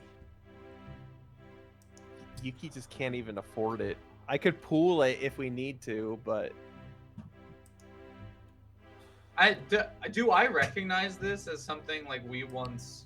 This is yeah, Zill and I did. Zill and I saw it. We saw it. Yeah. Yeah, Yuki, but I'm that's the gonna one have- you gave him, right?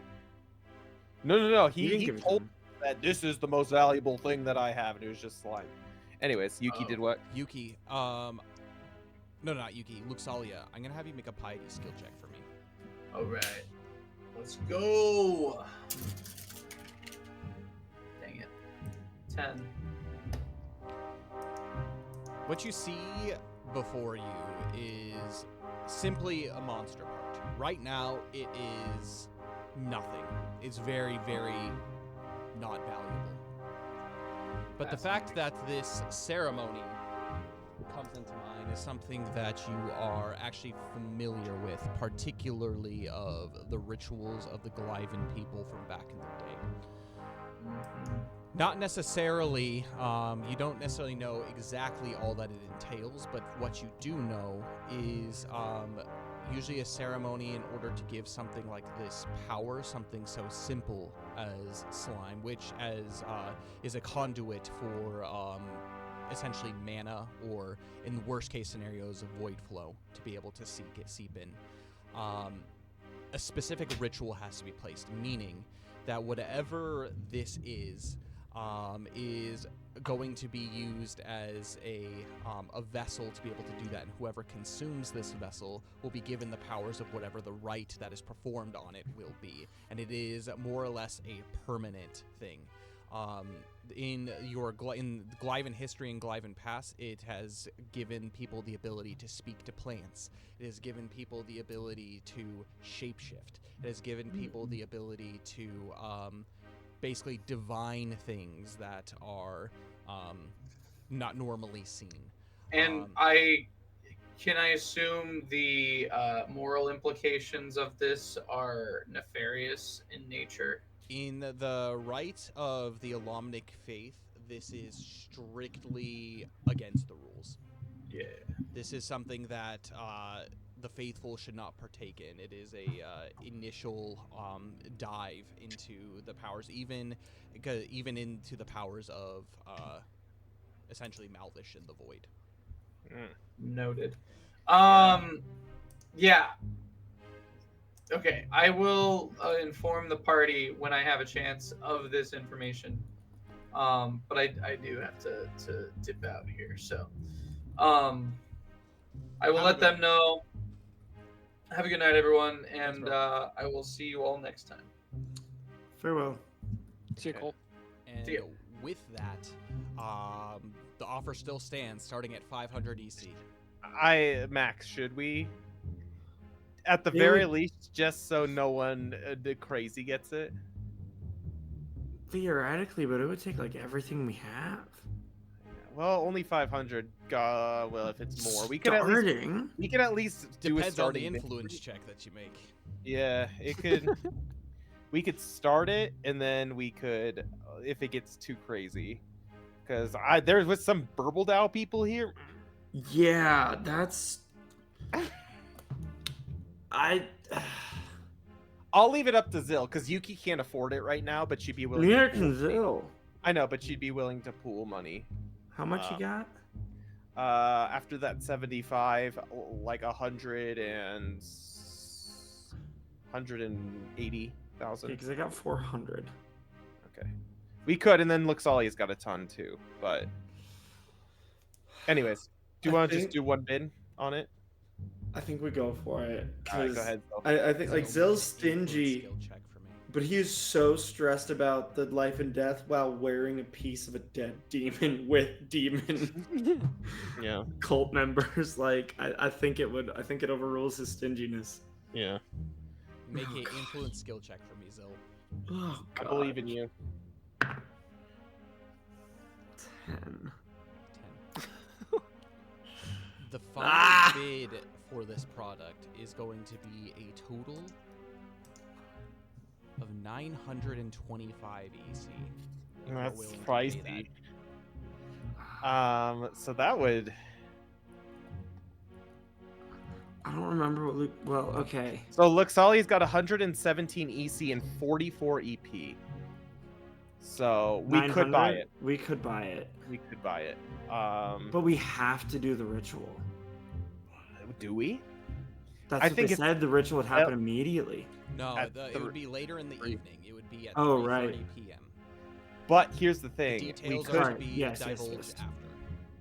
after. buy it, but we could also just as a way to keep it away from whoever. I think it's gonna cause a fight, but I think the fight's worth it. Yeah. Agreed. I think we pay for it. I think so Why, too. why don't you see who buys it, then steal it from them?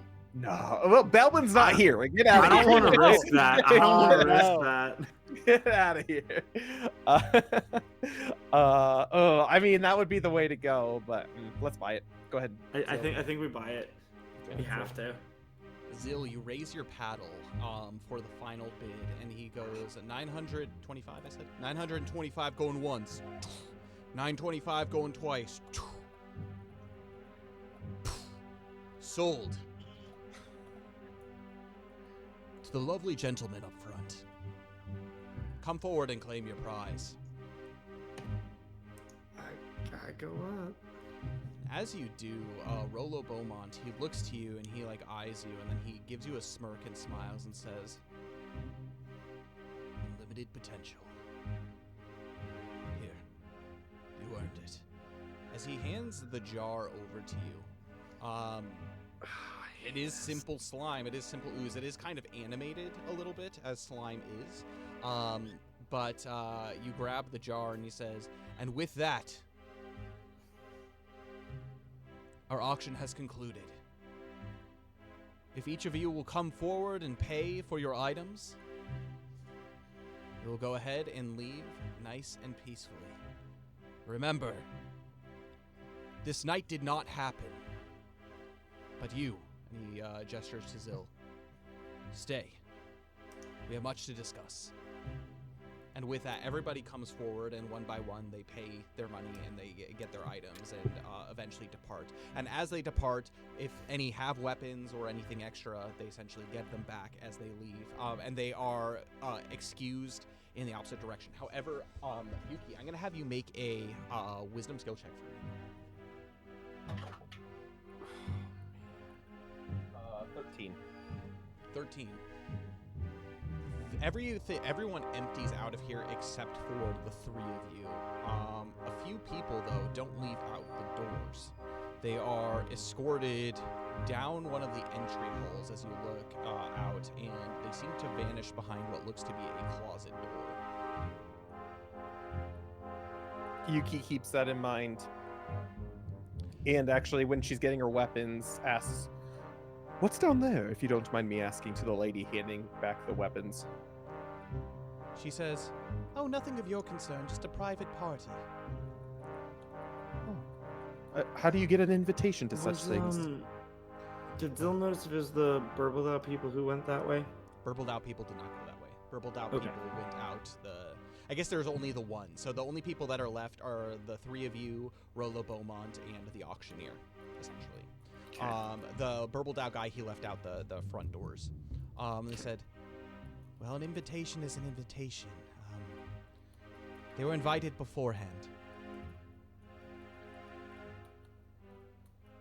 How does one receive an invitation for such things?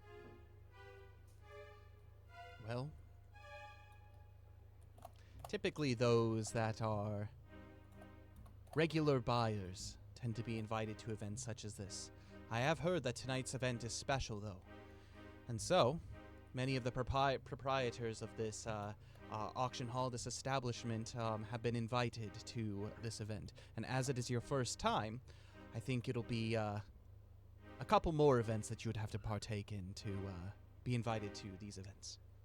What a pity. We don't intend on staying that long. However, it would be nice to know, to make some connections, if you catch my drift. Indeed, it would be. And I can see, and she sees the in your hand is like the papers for Hightown. I can see that you have at least dipped your toe into what we have to offer. How did you enjoy the auction? I didn't realize that so many people had so much money. I thought we were the only ones in this world with as much as we do. And we have nothing compared. I know. Well, if there is, By the way, Max, if you're ever curious about anything that is in the world from abroad, instead of being treasure hunters per se, this is those with deep pockets, the ability to purchase things without so much danger. By the way, Zil, I'm gonna put 120 EC towards that. Okay. That's all I can afford. So Yeah, I mean, however you all want. I got is 120, 390. That's 510. Okay. Well, Luxalia's got a lot. Yeah. Luxalia has to cover the other 415. She can do that. Can you write that down and make sure Cole knows that? Yeah. that's the case. Okay. Well, good to know. If we do make our way back here, I'll keep that in mind. And Yuki wants to look to see if she can see if the sword that she thought was Thorin's is still there in the. As you receive your weapons back, I'm gonna have you make a focus check as you peer inside.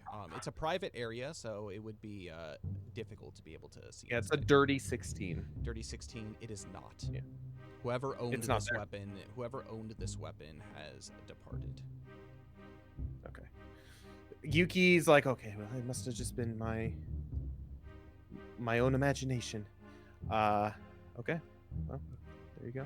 And with that, the group of you gather up on the stage, and Rollo Beaumont says, well, we meet again. Seems you have another companion with you. Rollo Beaumont, at your service. They call me the boss. Luxalia nods, and she says, that's nice. And with that, the auctioneer, he says, no. The fact that you have purchased this item, it comes at a much greater price. And as the boss had mentioned, I must ask again, are you willing to take such a price? And Yuki kind of pipes up and says, well, Zill's officially the rightful owner of it. I think it's his decision on what should be done with it.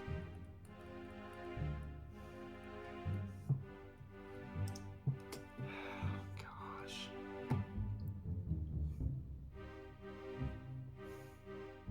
And speaking of which, where would we meet for such a ceremony that you said? Rollo Beaumont says, you would be familiar with it. In my chambers, in our hideout, there is an altar that is down there.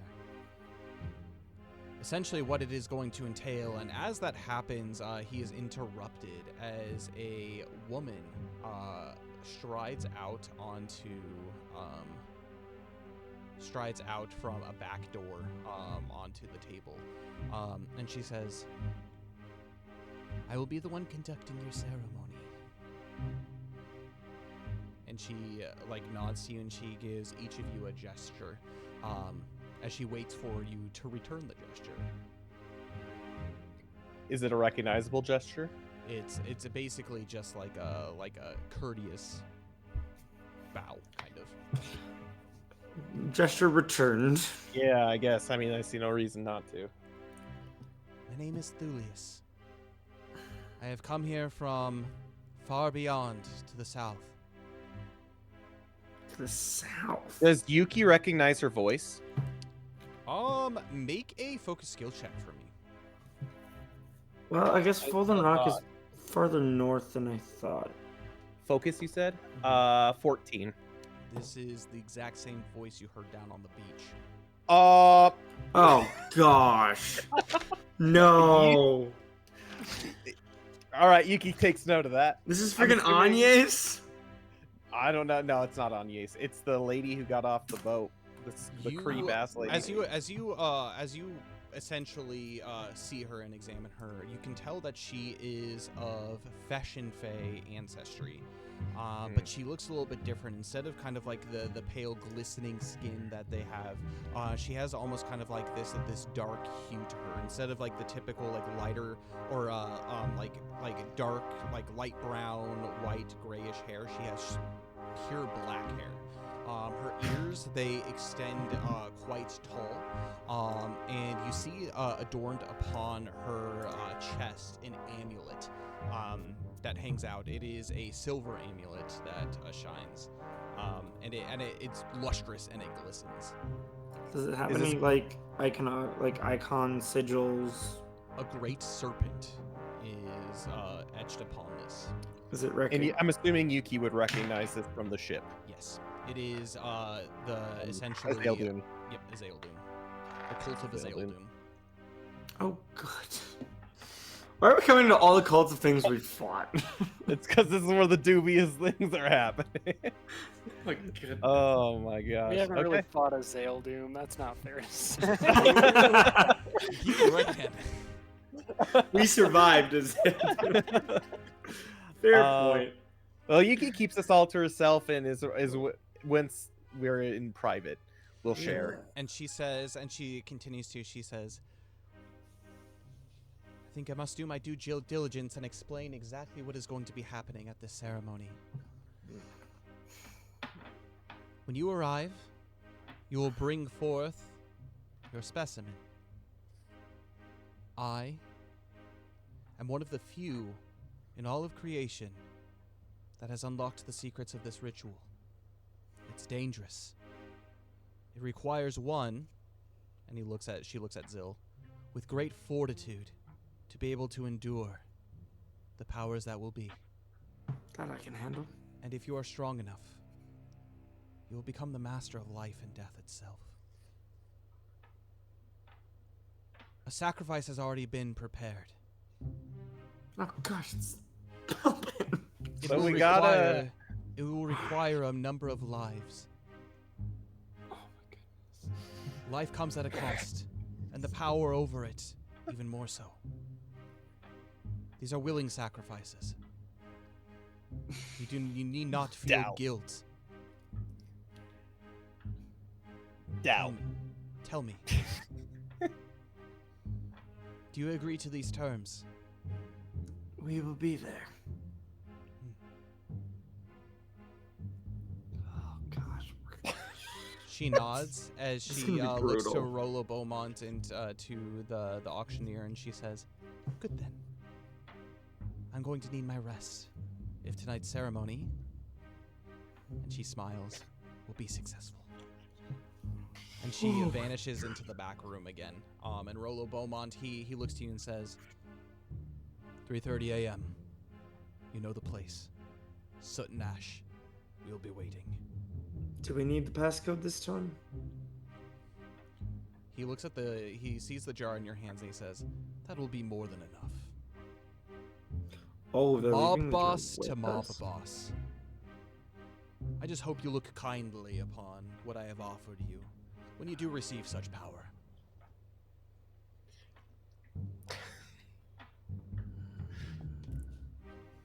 Are we free to leave and Of prepare? course. What time is it, by the way? It is about 2 a.m. and at this point, Zill, your Peter Tingle is going off the chains. Oh gosh. Like it's been like gradually increasing throughout all this, and it's not as bad as you've like felt it when you were fighting friggin' Burbledow, but like it's pretty high compared to the last time that you've had this feeling. It's been a while. And we're walking away with the ooze in hand. Yep. Yeah. Okay. Is the mask dude still on stage right here? He eventually walks away and disappears, but if you want to do anything before he does, let me know. Actually, Yuki's gonna walk up to him before and like kind of chat him up a little bit and says, "That's an interesting garb. Where did you get it from?" Because Yuki has not seen anything like this, but is like sketched as hell by it. Make a charm skill check for me. Which is good though. 20. Holy crap. 15 plus 5. Nice. Yes. I can see how this would be intimidating.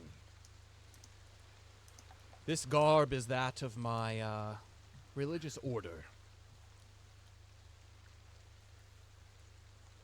We often deal in magical artifacts.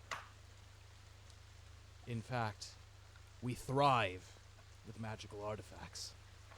And it is good to know that what a mine has received that which has piqued my interest. Oh, I trust you, what if Zill, you... will do much good with it for the glory of Yuki, Purple look- Tau. Yuki's just like, They think I'm one of them, which is great and terrible at the same time. Oh, Yuki. God. What does Luxalia say to this? She's not here, so. Oh, How does she She's react mute. to this? She's quiet. That's how she's reacting. In her mind, she's like, "Oh heck no!" Yuki kind of looks at Zill and just is like, it understands and says, Zill. Oh gosh. Do I do my horrible idea? it's up to you. Oh gosh. If it's Roll for horrible, it. problem, don't. Zill's gonna do it. Oh my He God. looks at this guy. And full confidence in void just says the power will be handled well. Oh my gosh. You have to make a faith survival check for me. Oh. Oh! Oh no. You're not 13. faithful either. Okay. Yeah, I am. I got a 16 in faith, 14 in faith. Oh, that's pretty good. 13.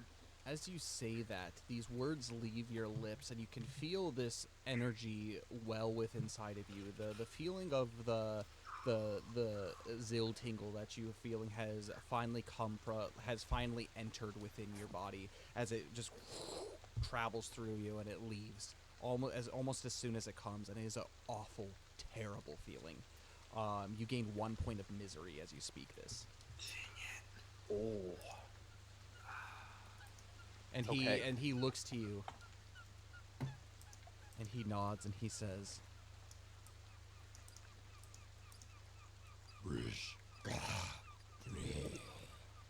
and with that, essentially you understand it. Basically, Yuki, you have no idea what he just freaking said. Luxalia, no idea what he just freaking said. Melted And off his face. Zill, you hear in your mind, so be it. Oh my God. Be careful. It's raining heavily out there. And with that, he disappears into the back room, leaving you and Rollo Beaumont, the three of you and Rollo Beaumont, alone in the auction hall. I mean, there's attendants and stuff too, but essentially that's where you're at. Yuki kind of goes over to Zill and says, I don't know what that was, but I think you should keep that private from here on out. That is quite terrifying. I know who these people are. Got him. I saw Dead. it. I saw it. Dead fruit fly. I'll explain later. Okay. It was a safety measure. You didn't look like you enjoyed it quite so much either. I didn't. Sorry, she's just like, allow me to guide you, Zill. I need it. She puts her hand on your shoulder and she says, I'm disappointed. And she leads the Talia, way as she begins walking away. This was for the best. Uh-huh. Your reputation's never been worse, Zill. Oh, I feel like it has. As you depart, the doors are open from you from the attendant that initially let you in, and she gives you, well, you've already received all of your weapons and everything, and she says, Oh, good. Until next time. And you basically, the doors open into the night. It is pouring rain. Thunder and lightning are echoing overhead, and a thick fog has laid its way across the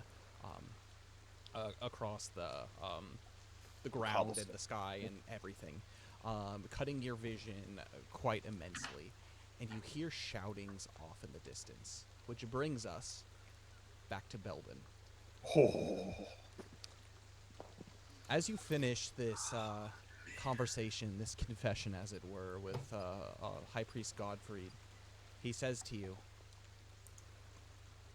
I understand, Belbin, that you are dealing with a lot. You've experienced a lot. But you have a higher purpose. You are not forgotten. You are not abandoned. Thank you for coming to me and entrusting me with these deep deep scars.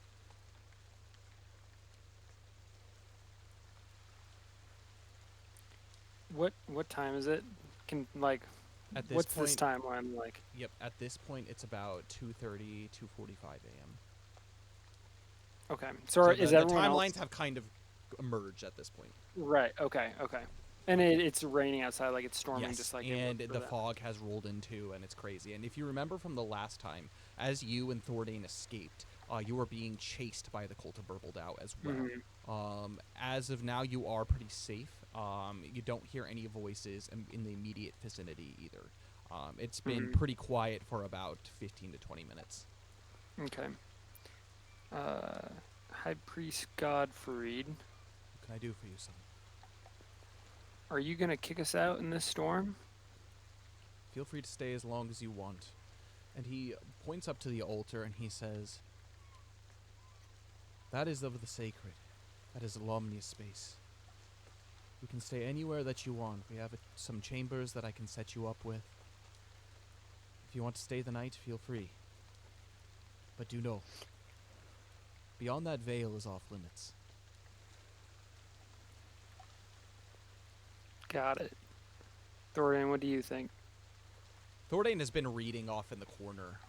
He's been going through, if you remember, High Priest Godfrey's library, trying to figure out everything that he could about the cult of Burbledau. I don't know, Dane, if you're there or not, but if you could, do you mind rolling a knowledge skill check for me?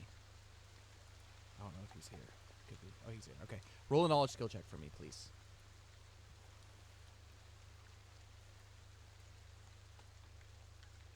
And as you call over Thordane, he looks up from his book, and he says, "Oh yes, I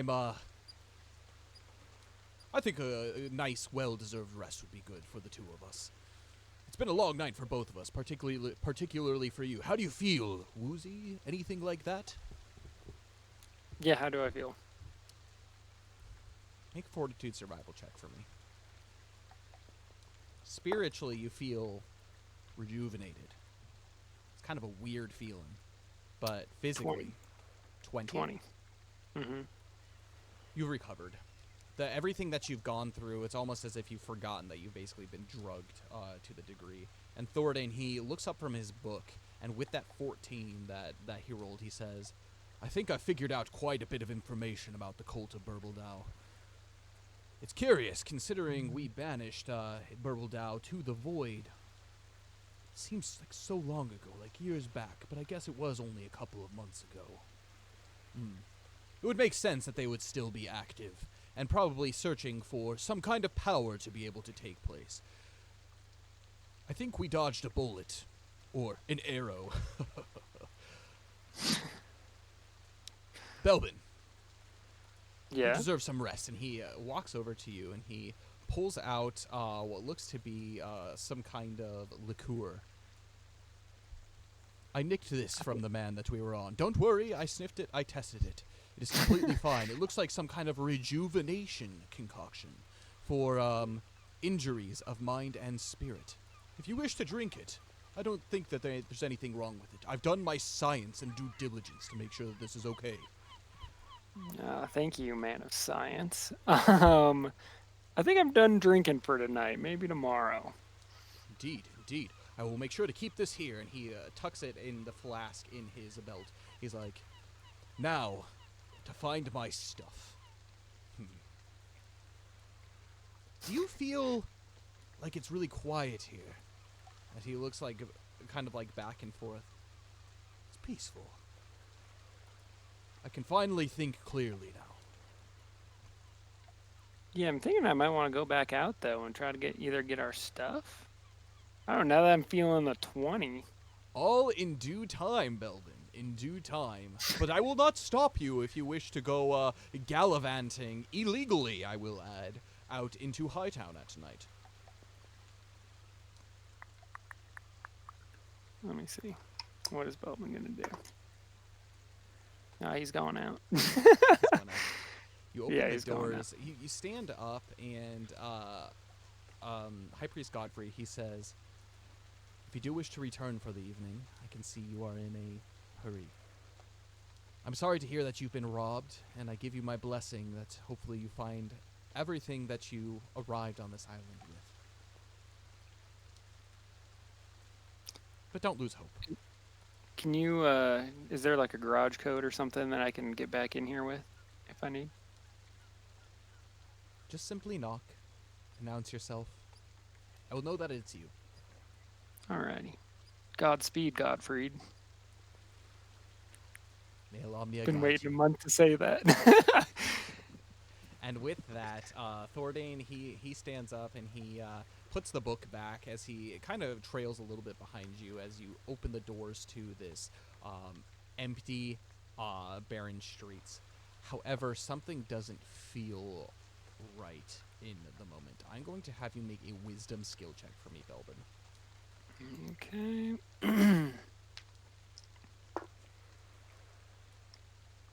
14. A blue spectral light seems to be moving just beyond the fog, just beyond the horizon. As you focus, you can't believe your eyes as you see what looks to be the visage of a man. But instead of flesh, it's bones. And he's got a ghastly aura to him. There is something not of the living prowling the streets in Hightown. Okay. Does he see me? He has not noticed you as of now. Okay. Is he coming my direction? He seems to be wandering in your general direction, yes. Okay. I'll wait for him to pass me and then give him some distance, but follow. So my question is, how are you doing this? Right. Are you hiding from sight? Are you going back in? Are you what's the plan? I'm hiding from sight. Okay, I'm gonna have you make a stealth check for me. Okay. Thordane is still within the confines of the temple.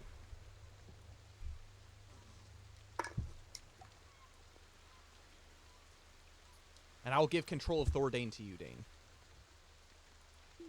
Dirty 16. Dirty 16, you do hide. You make your way over to the side of the front stair and hide in a bush that is there. And you see this, you hear a almost as if the bones themselves are clacking as you see not one, not two, not three, but 10 of these individuals skulking by around the place. They have, as mentioned, a blue ethereal glow to them, and as you look at their clothing, they seem to be adorned with an assortment of rags, armor, and hats. Pirates that are not of the living. They are not speaking or talking to each other, but there is an uneasy feeling as off in the distance you can see what looks to be, with an even greater aura, a pirate that wanders up towards the temple. He is also of bones, but his regalia is clean and patched, and that of the rank as captain. And that is where we're going to end our session for tonight. Oh my gosh. Sorry, Connor, that you literally had just a brief All right. moment at the very, very end of that. But now everybody's getting to the point where they're back together. It's Yeah. Captain my Barbosa and his freaking minions. goodness. He's after the coins. He's after the coins. But yeah, and so with that, I gotta go ahead and hand it over to Zill. Your thoughts on tonight's session? Stress. So much stress. Okay. We'll be fine. We'll plan something. Happy we got the papers. Happy. too. Kami gave me hope because I need it. Oh dear goodness. Thank you, Kami. Terrified. Absolutely terrified by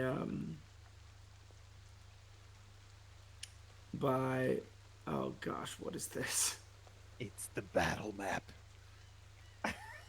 by the cult of Burbledao. Freaking me out. In He our goes, off time in the next 2 weeks, review your battle mechanics. finally, we gotta find something. But I mean, overall, the auction. Can't believe I forgot that word. Overall, the auction was really fun, really cool. There's definitely a lot of things I would have loved to bid on, but we're poor compared to these people. Oh. And now we're actually poor because we spent almost all our money on this freaking ooze. It'll be Remember fine. how I said Zill's the only one who still trusted Beaumont? No longer. After seeing the cult of Burbledao, Zill has no trust for Beaumont anymore. Absolutely none.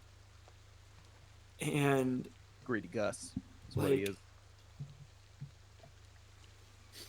realized, okay, the cult of Burbledao thinks I'm part of them because of my cape, which is fair. Realized, oh, if this ooze gives gives the power of life or death, they probably wanted to bring Burbledao back. That's a problem. We need to make sure that doesn't happen. And so the whole connection with the auctioneer was trying to avoid as much trouble as possible, trying to convince them like we're one of them, which might end up causing more trouble, but like in the moment felt like the best option. Like, okay, they think we're with them. We'll play along. Not only play along, but give them more reason to think so, which definitely hurt. But Zill didn't lie. He very intentionally did not lie. I forget exactly what I said of like, this power will be handled well or something like that. Mm-hmm. I don't remember my exact words, but And he said, so be it. yes. But the point Zill was trying to make is like, we're going to take care of this in the good way. Like, we're going to handle it well. Of destroy it, get rid of it, of we all agreed on. But in a way that makes him think like, oh yeah, we're going to use this for whatever nefarious purpose you have planned. So trying to like, what is it you desire? not lie, but make them think that being deceptive without lying, which isn't necessarily better, but that was the goal. And I don't know if it worked. Zill's hurting for it. Mm-hmm. I tried so hard to get rid of those points of misery, and I just got one back. Luckily, I'm only at half, so it's not a big deal, but it still was unfortunate. I was so ready for things to come to blows in the auction hall with how that was going, particularly at the end. It's probably good Cole had to peace out because I have a hunch he would have been like, "Oh heck no!" And he was like, pull a Gandalf and just whoosh, He brought her Gandalf staff in there, so Yeah. pillared of light their butts. May Allah guide you. Just like So, like, whacks it with a pillar of light, and just obliterates him. Yeah. it's like Zill knows what it's coming to. But like wants to avoid it as best as possible. Like I said, does not trust Beaumont anymore. Is totally just ready. Basically Zill's plan, and we can iron this out together. Basically, either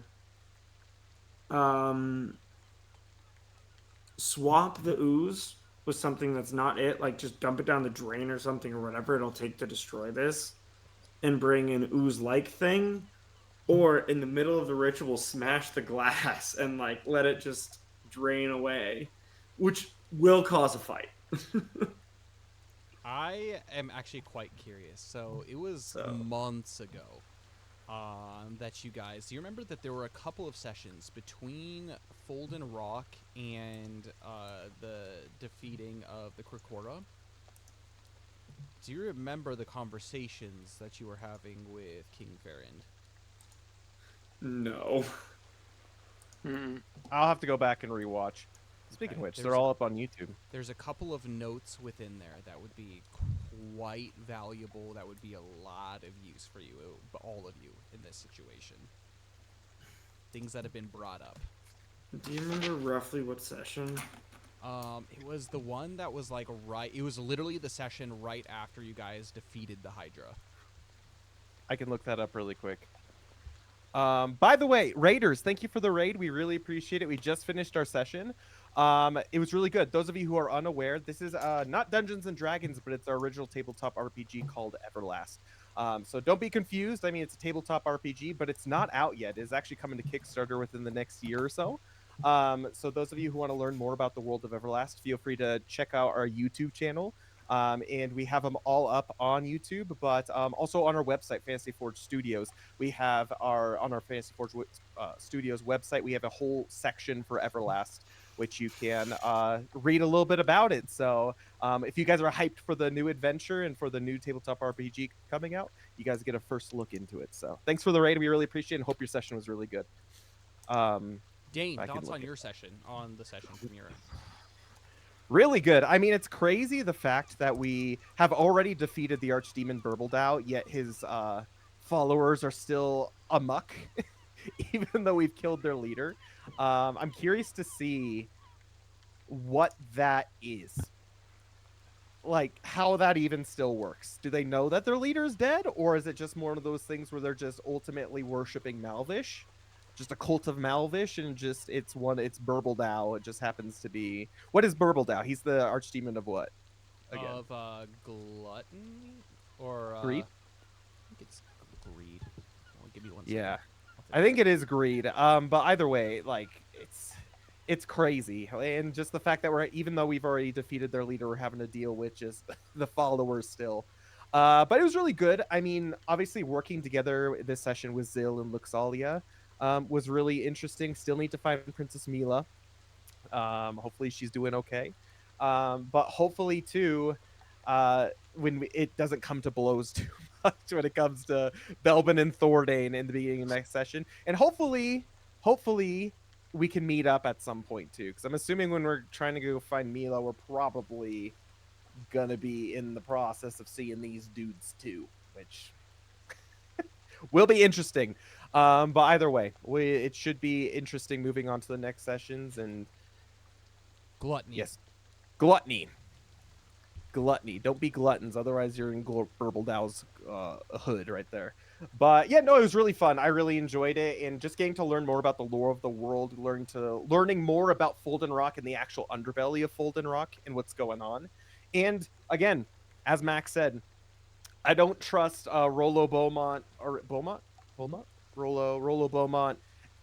I trust him even less than I did before. Hopefully, if we can somehow defeat all of these cultists that are here, we can help him see his right ways, but maybe he's too far gone at this point. Who knows? But yeah, it should be interesting. We'll have to definitely discuss a plan with this ooze moving forward before the next session. So Connor, I know that like it was kind of just like watching from the outside, but thoughts now that you're kind of caught up and you've seen everything, and how like since Belbin has gone through the stuff that he's gone through with kind of all of the background knowledge, what are your thoughts?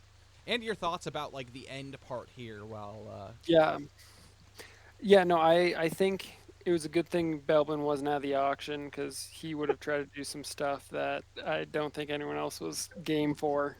So that was probably good. I'm a little confused on the timeline during the auction. Is that because I feel like Thorian and I made quite a clamor when we were escaping? Did that happen during the auction, or was that happened after the afterward? auction?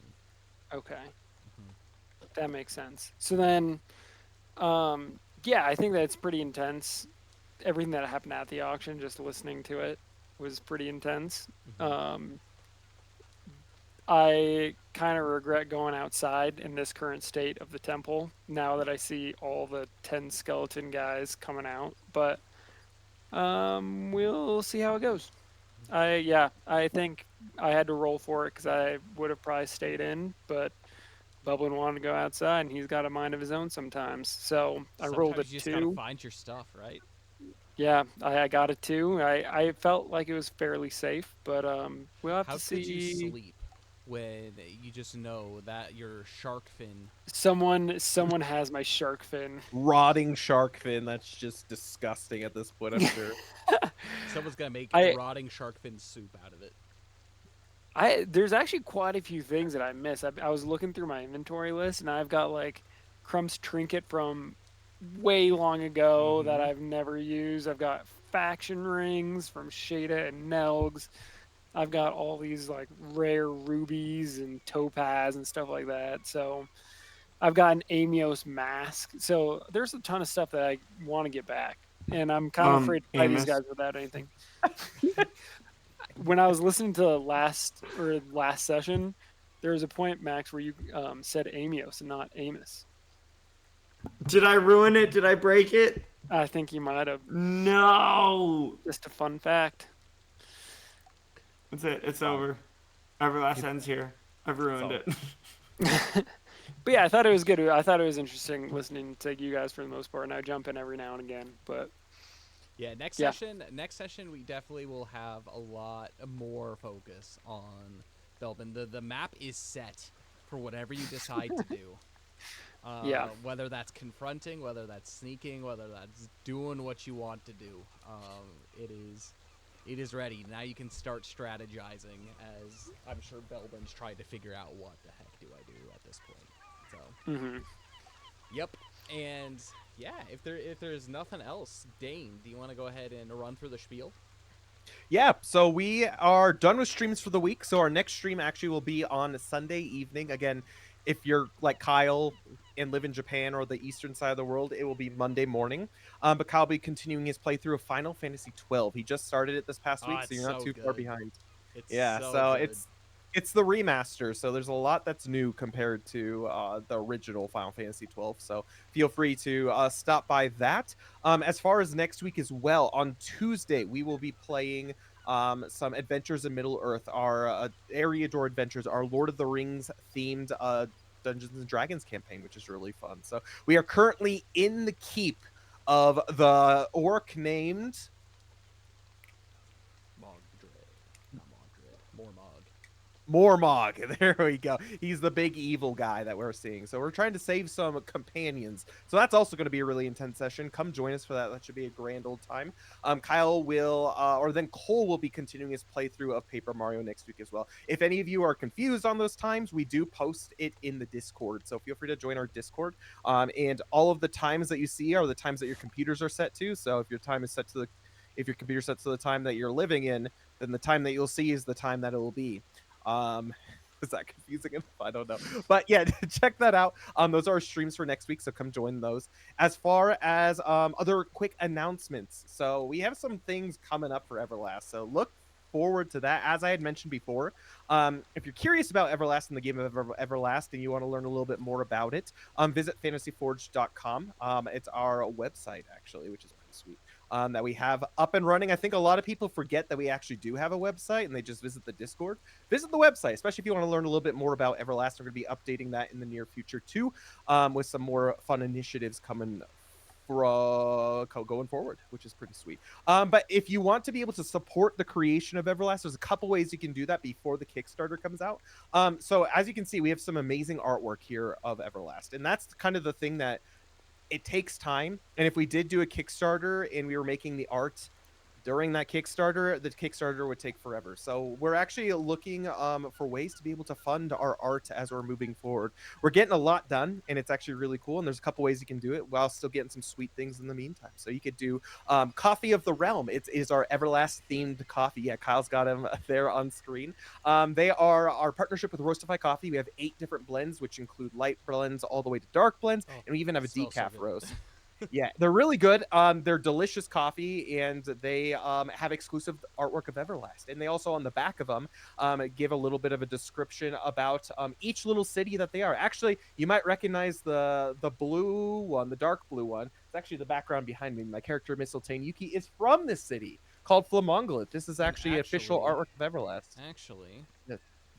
Actually, yes, the tokens were made too. So the official artwork. But the token background is also for Mongolith. So It's awesome, and it's just so cool. They look really nice, but in order to be able to support the creation of this artwork moving forward, so that we can have it ready for you guys when the Kickstarter actually comes out, so we can spend a lot of that money on like publishing of the work, you can order some Coffee of the Realm. It's really good coffee. It does ship only to Canada and the United States, unfortunately, right now. However, it goes towards the creation of the Art of Everlast. Or if you don't like coffee, if you have a lot of people who don't like coffee here, you can check out Fragrances of the Realm. We got all kinds of wonderful, delicious smells that range from our fall scents, Shiloh Harvest, which is delightful smelling. It smells like fall time, especially with fall time coming around the corner. And my personal favorite, we have our library coffee, which is based off of Brimberdale Academy, right? The library there. Yep. And it smells so good. It's coffee scented, which is really nice. But we have all kinds of different scents for either your at-home tabletop RPG sessions or for your what are they called? Just making your home smell really good. So they're all really good, and they also, again, the proceeds go towards the creation of the Art of Everlast. So those are some ways to be able to support us that way. And we also have an amazing sponsor. If you just want some sweet Japanese candy and snacks and stuff, our sponsor Dai Snacky, they're a Japanese sweets and luxury treats company based in Tokyo, Japan. They are a small family business based in Tokyo, Japan, and they are awesome. They're amazing. If you do decide to order from them, they do offer free international shipping, which is awesome considering international shipping is crazy expensive. I don't know how they do it, but make sure to mention there's like a little place where you can type in on checkout. You can type a little note. Make sure to mention that Forge sent you, or I came from Fantasy Forge, something like that, that shows that you came from us, because that's how we get that that payment, I guess, or that little boost for that sponsorship. So make sure to mention that. That does actually help us out quite a bit. And also make sure to mention your Twitch username, because once we hit a referral limit, we're going to be able to give away one of their boxes for free on the channel. We've already given one away, and it went to an amazing follower who has been here for a long time, which is awesome. So it's a nice little treat for her. But in the meantime, yeah, check out Dice Snacky, check out all of our Everlast themed coffee and candles, and check out our YouTube as well. We do upload everything to YouTube. Our YouTube channel did go through a minor, actually a pretty major change over this past week. I have updated everything. We are kind of moving towards the direction here at Fantasy Forge Studios towards our tabletop RPGs. So the organization of it is a lot different, as you will see. But Everlast is at the top. Our other tabletop RPGs are below. And then we got our other sections split out below that. But go check that out, especially if you're interested in our other content aside from Everlast, especially our other tabletop RPG stuff. And we even got some of our OG series up there as well. So consider checking that out. And I think that's it. I can't think of anything else. Our next Everlast session is going to be the 27th, or for those that are in the east side of the world, like I am, 10:30 a.m. on the 28th of September. And so that's going to be the next time that we meet to see what's actually going down with what's happening with the party. Are we going to do a raid today, or? Ooh, we could see if someone's Get that set up. Stall. Stall. Yes, I'll stall. As far as stuff for the upcoming week, Dane had mentioned I'm streaming Final Fantasy 12, and the big thank you to everybody that is here. It's been you might not know it, but there is a lot of work going into the background for the excitement that is coming for Everlast per se. It's been such a great time to be able to create this game, and now we're like in the throes of like something is going to be coming out very soon, and really stay tuned to that. A lot of these sessions that we've been having recently have been sessions dedicated a lot to lore and kind of pivotal points for the campaign going forward, so you can understand Everlast a little bit, as when we do release it, we want it to be a palatable world for you all to be able to enjoy. Other than that, I think that's pretty much it. May Alomnia guide all of you. God bless you all. I'm praying for you. Pray for me. Pray for each other. And I will see you all come Monday for some Final Fantasy 12. And we will see you all in 2 weeks for some more Everlast RPG, Adventures of Eclaas. God bless you all. Bye. Have a good one.